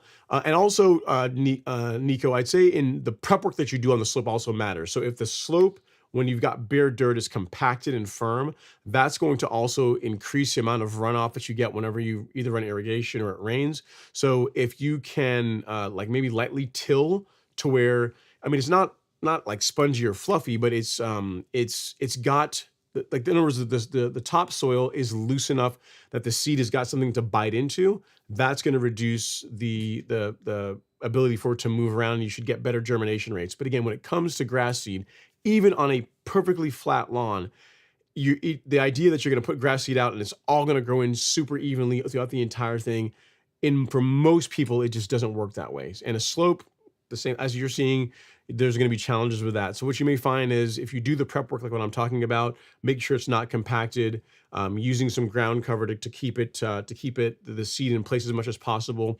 That will limit the amount of errors. You'll have to go back in and reseed again later. But I highly doubt with a slope you're going to seed it one time and then you're going to be done, and it's going to be, you're going to be happy with the result. So hope that helps. Again, it sounds kind of like a fun project, but just know what you're getting into. But if you follow those tips, you'll get a better result than if you try and put grass seed out on a highly compacted lawn, highly compacted soil. So hopefully that helps you. All right, Nick Wren is up next. He says, great surprise. I put out tuna cans, and ran irrigation. It took 30 minutes on one side of the yard, but 50 minutes for the other side to fill up the can. How would you set up the watering based on this? Okay, so you put tuna cans out 30 minutes on one side and then 50 minutes on the other side. Okay, so this is good. This is good, Nick. So you've calibrated how kind of runtime you have to have for your irrigation system to put out approximately an inch or so of water.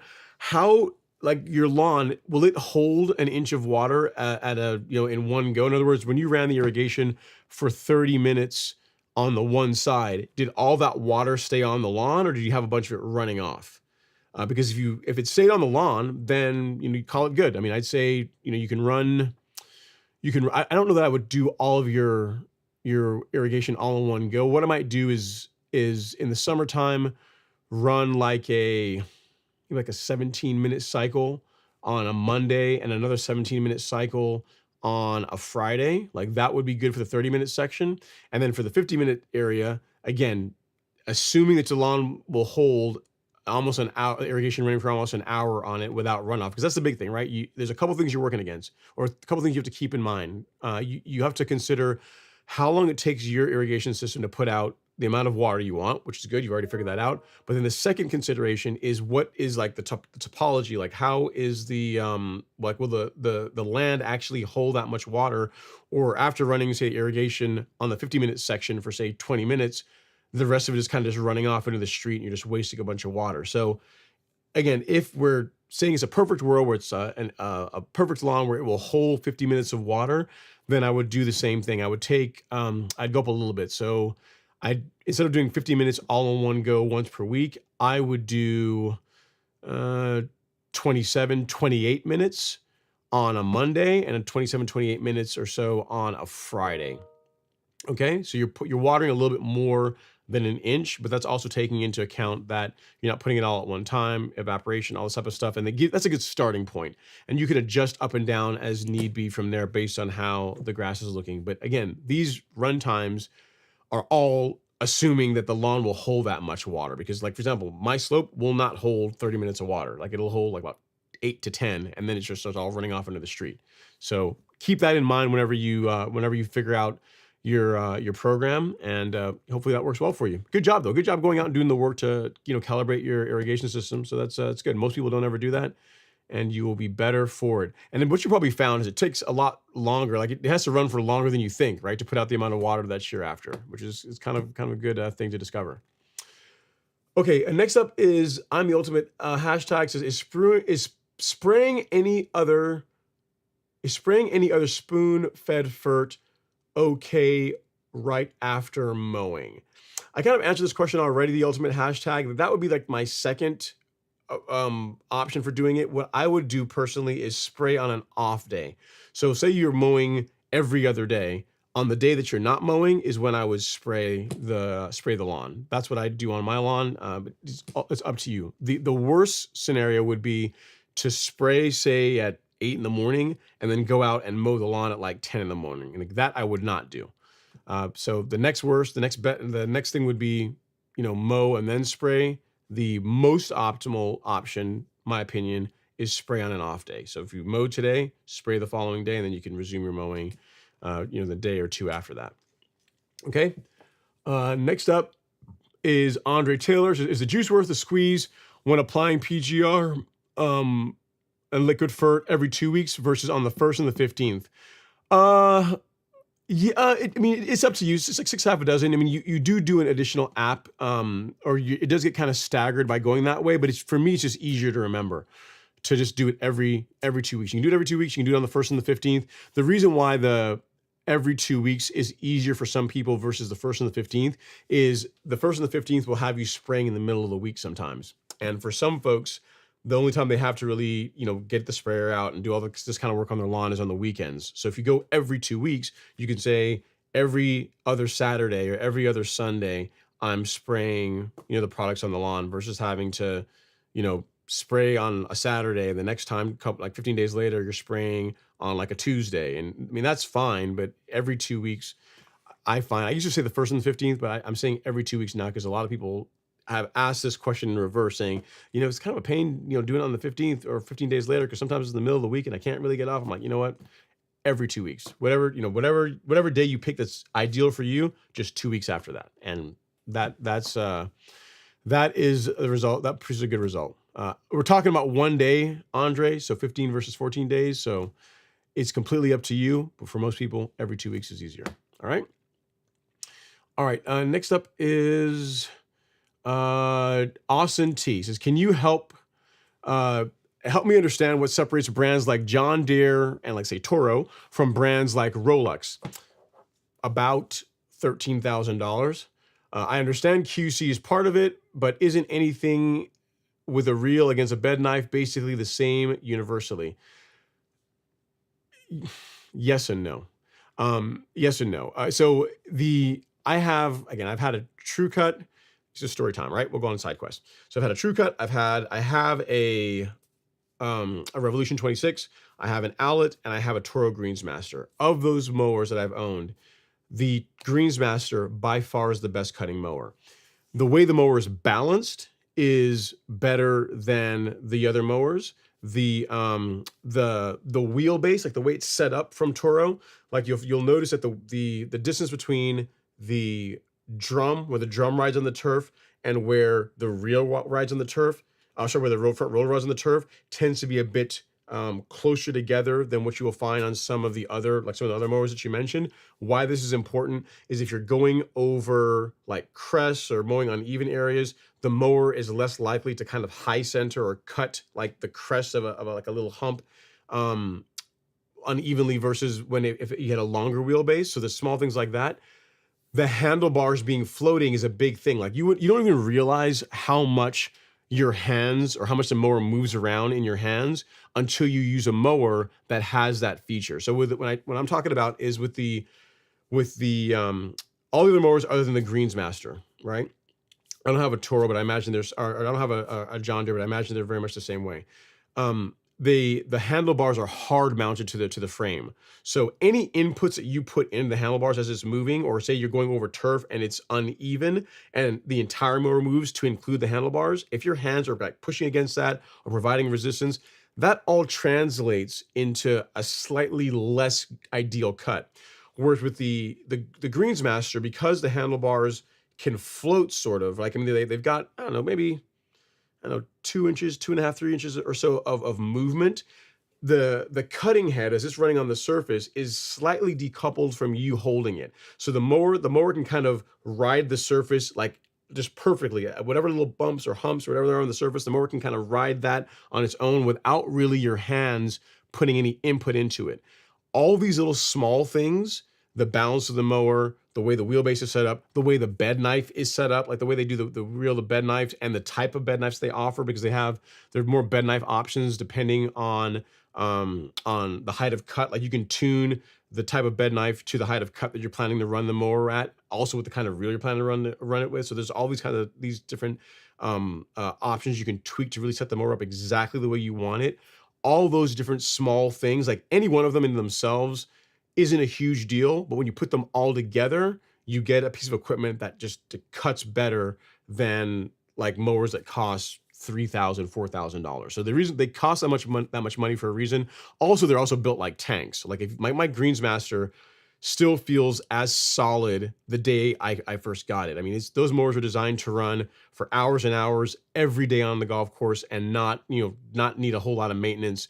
They're designed to hold their settings really well. Like when you lock the settings in on a Greensmaster, they don't move until you move it. So it's just the difference between a piece of equipment that is designed for hard commercial use versus a piece of equipment that can be used commercially and is also being built at a price point. So in other words, I imagine whenever Toro and John Deere decide they're going to build the next version of whatever mower they're building, like they don't really care about price. I mean, they do to an extent, but they know that no matter what they really charge for it, the golf courses are going to buy it. Like their ideal market is not us. Their ideal market are like, people, golf courses, to where the ultimate cut is the only criteria. That's the thing that matters the most, right? So for them, whenever they start with a clean slate or they make adjustments, they are just looking at what's going to produce the best cut. If it makes the mower cost $1,000 more the following year, oh well, you know what I mean? Because most of them are leased anyway by the courses. We are not their ideal market, so it's not really fair. Austin, I know I've gone on for a little bit. It's not really fair, really, even to compare a John Deere or a Toro Greensmaster to a Rolux or a True Cut or a Revolution, because you're talking about completely different price points. I mean, the last time I priced a Greensmaster, they were like $16,000. They've probably gone up since then, maybe come down a little bit, but I mean, you're talking about a mower that's literally 5 times the price. So it's gonna be better than a residential mower. Now, and to your point, is it 5 times better in cut quality?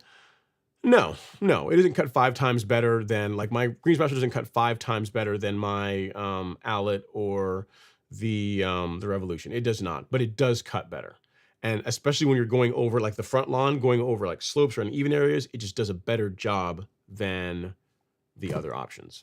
So hope that helps. To your point, more important than the brand of mower is make sure it's well adjusted, make sure it's sharp. That's probably the most important criteria to getting a good cut out of a mower. But it's not like the reason why those mowers cost what they cost is because they should cost that much. Like they are a cut above. They are, like, pun intended, they are definitely a step above the mowers that are designed for the residential market. They're not like what it costs is not the first thing that John Deere and Toro think about whenever they are building these mowers. They think about how good can we make this thing cut grass. So hope that helps. Someday try one out. Try a John Deere or a Greensmaster. If you go out and buy one afterwards, not my fault, but there is a difference. Okay, next up is Smokey Noel 33 says, thanks for the Sunday stream, Ron. Usually working on Friday night, but still listen. See, that's why I'm doing it today. I wanted to see how many folks would actually show up, and more showed up than I actually thought, which is kind of cool. All right, we shall see. It's kind of cool. Says, hey, Ron, cool season, turf type tall fescue lawn. Ready to start fall renovation. Eager to power rake all the dead debris off the canvas to start the fall renovation. Advice as far as temperature range to start. Where are you in the country? I would give it a few more weeks. We shall see. I'd say mid-August would be better. It depends on the kind of grass you have. Like if you're doing tall fescue. So turf type tall fescue, mid-August would be good, because while that grass is more tolerant to heat than, say, Kentucky bluegrass or ryegrass, what you don't want to do is go and do all this work, put out the turf type tall fescue grass seed, and then you lose some of it due to heat stress. If you can wait till mid-August, the tail end of August, you're still gonna have plenty of time. Like fescue germinates relatively quickly, grows in relatively quickly, and that's just gonna help you get a better result without potentially losing your grass seed. All right. As far as temperature ranges, I mean, what I would do is just look whatever manufacturer you go with as far as their grass seed on the bag. They will say they're not going to mention air temperatures so much, but they will give you a soil temperature range that is ideal for that particular grass seed for germination. For Bermuda grass, it's like in the mid to high 60s, between like 65 degrees to the mid 70s as far as soil temperature is ideal for germination. I imagine cool season grass is going to be probably a bit cooler than that. All right, but look at the bag. That's going to be on the label of the product that you're going with. All right. Okay, next up we have Aaron S. He says, happy Sunday, all. I love watching the videos of people buying and renovating abandoned golf courses. Would you ever do something like that? Probably not. It sounds like a whole lot of time that I don't have. that I don't have. Let's see. Matthew Garcia says, I'd like to renovate my front and backyard with Zoysia next season. Which Zoysia best replicates the look of Bermuda? None of them really. I mean, they don't look alike. None of them. Like Zoysia does not look like Bermuda. So I can't really. Yeah, Zoysia it doesn't look like Bermuda. There's not. I guess if you're going to, I'm wondering if you're going to Zoysia, why do you want the Zoysia to look like Bermuda? Like, you know what I mean? Like, you just keep if you want to keep something that looks like Bermuda, just keep the Bermuda, is what I would say. Like Zoysia looks like Zoysia, Bermuda looks like Bermuda. I mean, if you went, yeah, they look the same, man. I mean, Xeon, you see my lawn, like my Xeon looks nothing really like Bermuda. It's the thing with Zoysia you find is that the color is different, but also Zoysia tends to be a bit more shiny, for lack of a better term, just be more shiny in color, like the way it reflects sunlight compared to Bermuda grass. Like Zoysia reminds me more of ryegrass than it does Bermuda grass. Like the way it stripes, man, I mean, I'm gonna show y'all really quick. I mean, give me another reason to bring this up, but look at the way it stripes. Like I've had Bermuda on that front lawn for, 9 years before this went in. It never, like, can you guys ever recall seeing stripes that well defined? And mind you, these don't even look that good right now. Like this is still after top dressing that's recovering from, like you guys have never, my Bermuda's never looked like that. I've never had stripes that defined on the Bermuda. And with Zoysia, it's easy. When you're in the mower over it, you can literally see the stripes just like, they just appear and they're nice and crisp and defined. So they're not the same. They're not going to look the same. I'd say if you really like Bermuda, stick with Bermuda. If you like the look of Zoysia, which is a great looking grass, then go to that. And as far as Zoysia's, the options that I would go for, I like Xeon. I like Xeon. It looks pretty nice. Devin says, just email you 2 pictures of the front and back lawn looking fantastic. Been in the 90s the past 3 days. Looking fantastic, you say. Well, we will have everyone else be the judge of that, sir. I mean, you're sitting there calling it, saying looking fantastic. We don't know. I mean, how fantastic is really fantastic, right? Am I right, guys? We got to kind of see for ourselves here. We'll be the judge of what Devin is calling fantastic. Let me look here. Oh, Lord, man, that does look good. Man, this is mean. Okay, Devin one, let me get this one up, and then that one. Looks good. Okay, fine, you're right. It does look fantastic. So here you go, guys and gals. This is a Kentucky Bluegrass lawn in the 90s in Colorado. And yeah. I mean, that's looking, yeah. You can't, nothing wrong with that. So that's the back lawn, I believe, and this is the front lawn. That checkerboard is looking solid. I mean, so Devin, you are doing, good grief. So you're doing a checkerboard, and I can see you're also doing a trim pass. So it looks like along the sidewalk and like the rocks that are in the background, looks like you make a pass around that way. Looks good, man. It almost looks like somebody that works on a golf course would, takes care of that lawn. I don't know. Maybe there's a correlation between that. Looks awesome, man. For especially for summer, 9 degrees. That's looking solid. So there you go, guys. Any of you guys with Kentucky Bluegrass lawns saying it can't look great in summer, there you go. I mean, that's solid. Thanks for the pictures. Awesome, great work. Okay, CS is up next. He says, happy Sunday, Ron, and all here in Northeast Florida. I put down 2 applications of fungicide. Headway G. When should be the next application? Thank you. Okay, so if you did, I'm not sure when you did the applications, if you were following our schedule, which has you applying Headway G or Pillar SE or your fungicide of choice in May and June, the next time I would do it would be in the fall. So October, November timeframe is when I would do my next fungicide apps. Okay, so hopefully that helps you. And then next up we have Neil Whitaker. He says, I have Centipede grass down here in middle Georgia. I have some shaded spots and wondering what would be good to fix those areas.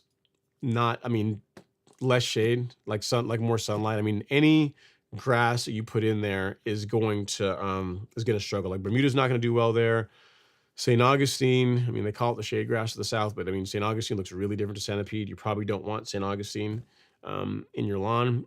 But if the grass isn't growing in that area and you've identified that it's not growing due to shade, your options really are do something to increase the amount of sunlight or change the grass. Like that's really it. Like the grass is telling you, hey, this is enough sunlight. I'm doing all I can, and I'm going to be kind of thin, but this is all I can do for you. If that's what's happening, people will tell you like, fertilizer or, throw more products at it. It's just like sunlight is the fuel. That's what helps. That helps drive all the growth, drive all the processes in the plant. And if it's not getting enough of it, again, either cut trees back, shrubs back, do something to get more sunlight, or change the grass type, or do something else in that area other than have grass there. So sorry I don't have a better answer for you, Neil. But I don't want you to go and waste a bunch of time, money, and ultimately get frustrated trying to make something work in where it's just not going to. All right. Okay. Golf Junkie says, follow up on the PGR question and mowing. Mow one day, apply liquids, Primo, Golf Course Lawn Academy Micros, Carbon Kit the following day, and mow water when? the day after. So if I mowed, if I mowed today, I would do everything you said there as far as spraying tomorrow, and then you could water the following day, mow the following day, do it whatever you want to do the following day. I like to spray my liquids. Now here's the thing: I've had situations where we've been having a lot of rain, and and I needed to get a cut in, and I also need to spray growth regulator, and I've done it where I've mowed, and then a couple hours later I sprayed PGR, but that's really the exception rather than the rule. That's whenever we were in the earlier part of the season where we were getting rain all the time and it was hard to find a break in the weather. Ideally, I would spray liquids on the off day. So I would do my cutting, and then the day when I'm not going to do anything other than just supposed to be relaxing is when I would spray that combination of Primo and your liquid fertilizers of choice. All right, and then watering. You could, technically you could water the following afternoon once you've allowed it to dry, but if you wanted to wait till the following day to resume watering and mowing, that would be even better. So hope that helps, Golf Junkie. The day when you're not doing anything is the day, or the day when you're not doing any mowing is the day when I would do your liquid apps. All right. Okay, next up is Ron Coleman. He says, Ron, what do we need to do to get you to do a perennial ryegrass overseed on Bermuda one season? I don't want to mow when I have to mow it when it's wintertime, man. It's like I enjoy. You guys realize, like, I work a lot, and it's really I don't want to have to do that during the fall. I'm sure all you guys also work a lot too. It's not like I'm that special, right?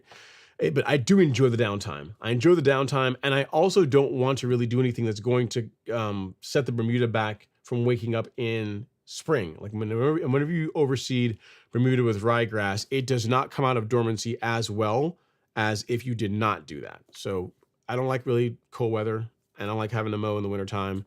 And then I'm also going to make the decision. It's also going to make me make the decision to realize my Bermuda is not going to look as good as it possibly could look if I didn't do a perennial ryegrass overseed. Besides, it wouldn't be any different. Like, you guys have seen Robert do one. You've seen a couple other folks that have been regulars on the live stream do it.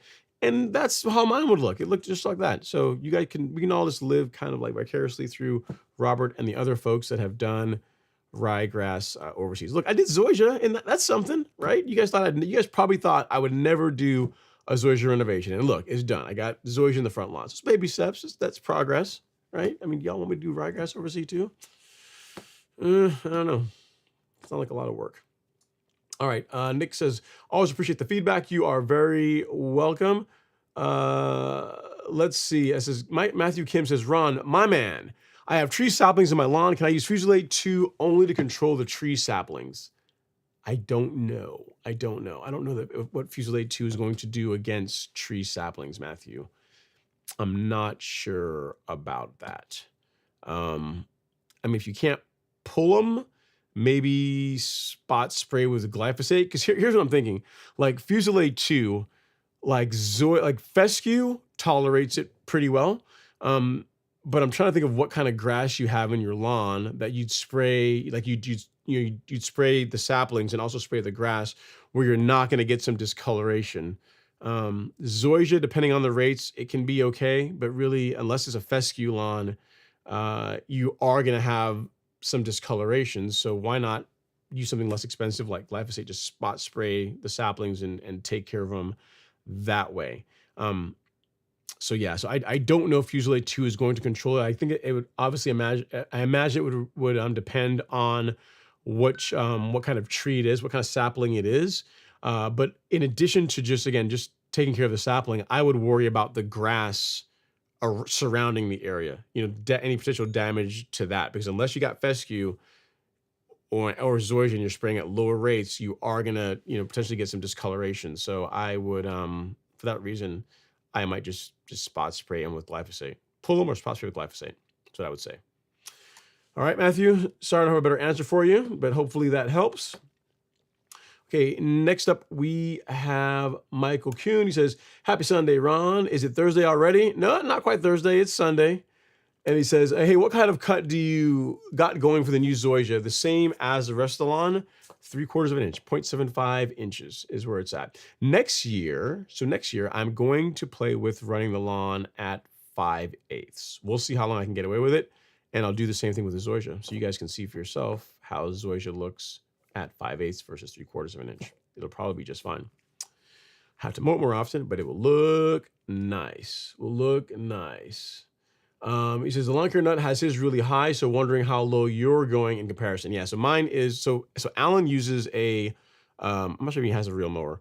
I know he has a rotary mower, so he's likely at 2 inches thereabouts, probably taller. And I am the only time my Zoysia lawn has ever been at 2 inches is when the sod initially came in, and then the first time the mower went on it, it went lower, and it's never been the same. It's never been any taller ever since. So it's the only mower that my front lawn has ever seen is a real mower. Only mower I've ever seen is a real mower, and 3/4 of an inch is what you are looking at right there, and it seems to love it.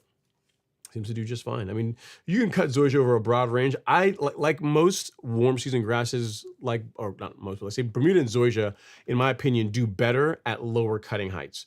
Zoysia also as well for the reason, as far as a way of preventing disease. Like if you keep Zoysia shorter, in my opinion, you're going to be less likely to have disease issues with it, because one thing you'll run into if you let Zoysia get to be, 2-3 inches tall, and it gets really thick. Zoysia can it gets really thick, and it can act like almost like a sponge and hold on to a lot of water. So Zoysia doesn't require a ton of water, and if it gets a lot of rainfall or overwatering, it can be really prone to disease. Now, if you take it a lawn like where mine is, being cut at well under an inch, 3/4 of an inch, and next year probably be at 5/8, as far as it being able to dry out easier, that's going to be a thing. So, time will tell. I haven't had any disease problems in the Zoysia lawn as yet. Knock on wood, hopefully it stays that way. But I'm of the opinion that for Bermuda and Zoysia, they will do better. Zoysia especially will do better at lower cutting heights as far as like just keeping disease out of it. Again, assuming you're using sharp equipment, because it's not going to hold on to water. It's not going to get spongy and thatchy. Just cutting it, keeping it at lower heights. Watching how much nitrogen you feed it, and you're going to be. I personally feel it's going to perform better. Time will tell. It always does.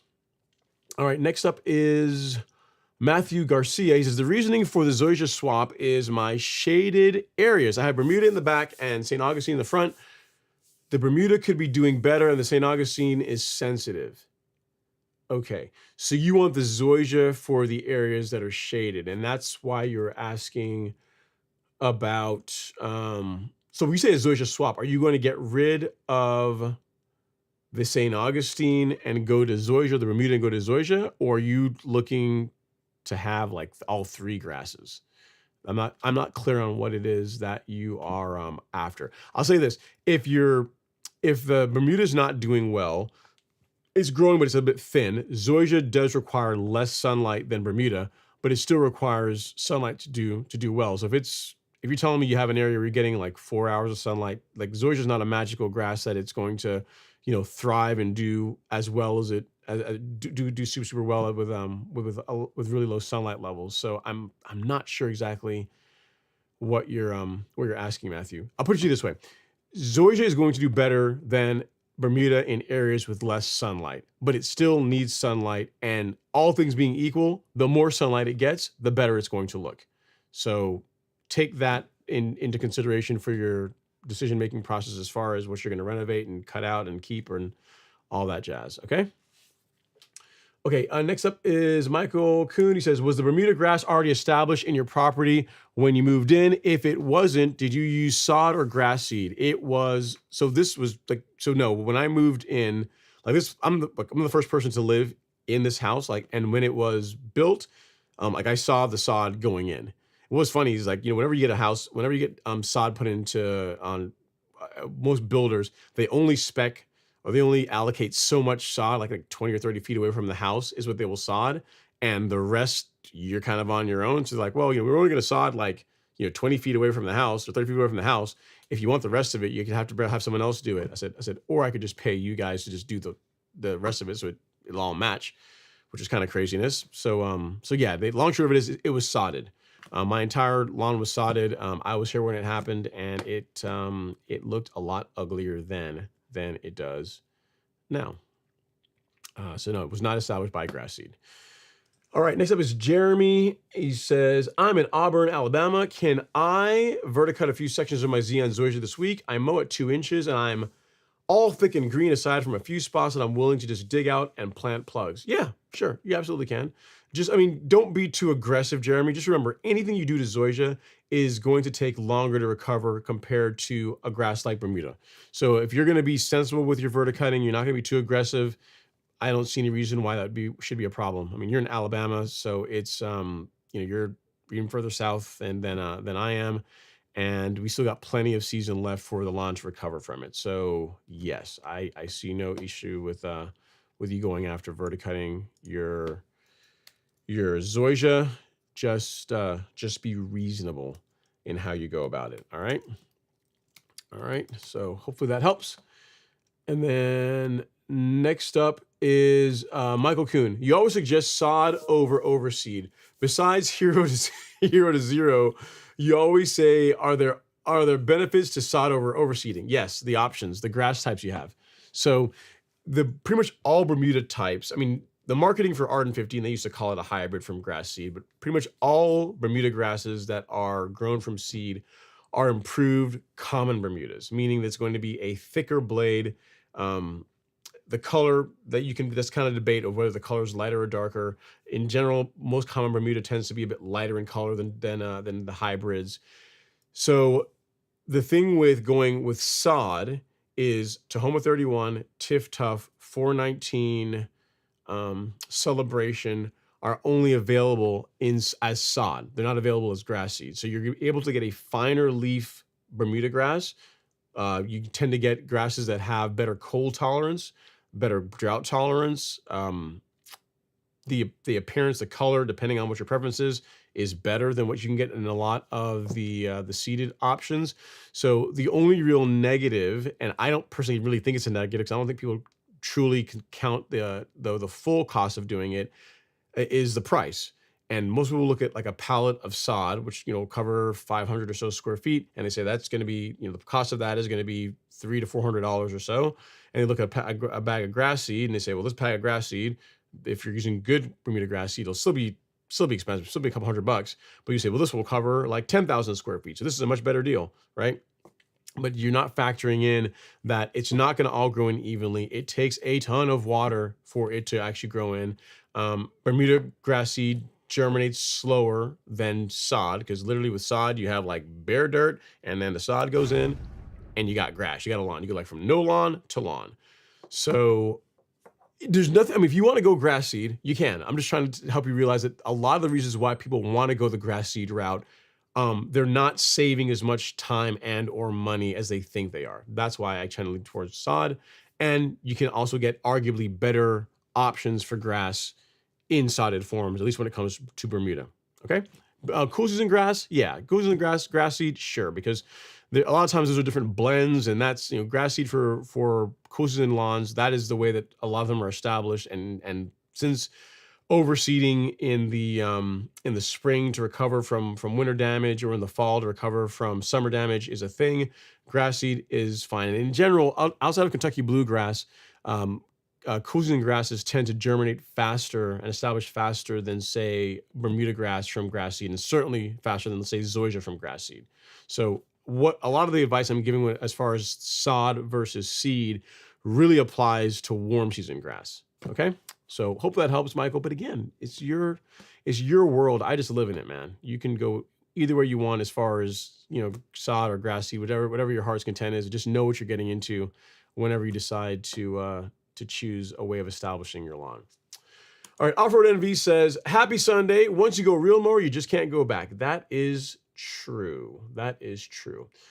Frank V says, hey, Ron, if I'm top dressing with compost, does it still help fill or level out areas, or just for soil amending?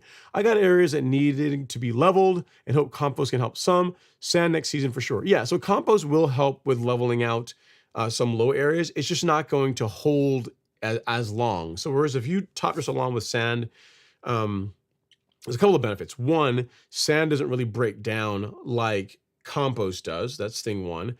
And then sand also helps improve water infiltration or water movement into the soil profile better than like topsoil or compost. So for a lot of reasons, soil has a lot of advantages. The folks at Supersod, what you'll often hear is that you use sand for structure, to add structure, and then you use soil or compost to help amend the soil, to use your words, right? So if you want to top dress this time of year, like top dressing with compost, that's going to be fine. It is going to help make the lawn smoother, but sand is a more permanent way of correcting uneven areas in a lawn versus using strictly a compost. All right. And he said, love the Sunday Fun Day today. Thank you so much. I am glad that you enjoyed it. Frank V, that's actually a good name. Sunday Fun Day for the live stream. Why not? Let's see here. Jeremy says, I emailed you a few days ago about using an MSO in lieu of non-nitrous surfactant. I remember that, Jeremy. When applying Celsius Uncertainty, I haven't had any discoloring so far. It's only been 30 hours, but so far looking good. Cool. Keep me posted. Keep me posted as far as how well it does for you, Jeremy. And then Frank V says, MSO is good stuff. Just keep it below 1%. And then next up is Cooper. Says, Ron, I sent you a picture of the grass a while back. We thought it was just trying to recover from armorworm damage. FYI, it was the sun rays bouncing off the windows and burning the grass. Ah, okay. I got you. Cool. And then Frank V chiming in says, yeah, the Celsius label says to keep it at 0.5% or lower. He says, who would have thought? I just want to put it on your radar in case others might ask. Yeah, so there are people that have had, I think BYD's had that issue, where at certain times of year, the sunlight reflecting off of the windows at his house will cause lines in the lawn, cause damage in the lawn. All right. Our last comment, looks like our last comment of the evening, comes from Warrior One. He says, hey, Ron, how you doing? Can't complain. He says, I scarify my Bermuda grass and fertilize it. Should I water until it recovers, or what do you recommend? No, so if you turf raked your lawn and then fertilize, I would just keep your same watering program. I mean, if you want to water like afterwards, right afterwards, that's fine.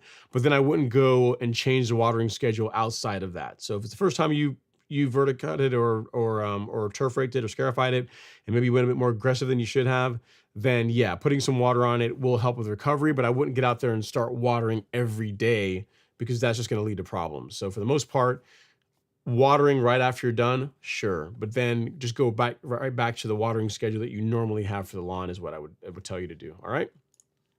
So hopefully that helps. Well, guys, gals, on that bombshell, that's our last question of the evening. Hopefully you guys enjoyed the Sunday chat. If you guys like this and you guys want to see more of it, you guys can say, once the video is done, once I end the live stream, you guys can post a comment just saying, yeah, more Sunday live streams, and I'll use that to gauge whether or not to do these occasionally on Sunday afternoons. We got 73 people here in the live stream, so that's a good sign, and maybe if I schedule it, we'll have even more. Well, as always, guys, thank you so much for taking the time to come hang out a little bit on this ad hoc live stream. If I can help with anything, don't hesitate to reach out. As always, we at the Golf Course Lawn Store would love the opportunity to be part of you creating the lawn that your neighbors are absolutely going to envy. So be sure to check us out for your lawn fertilizer, herbicide, insecticide, pretty much all the accoutrement to make your lawn the best in the neighborhood. Thanks so much. I'll see you guys next time. Take care.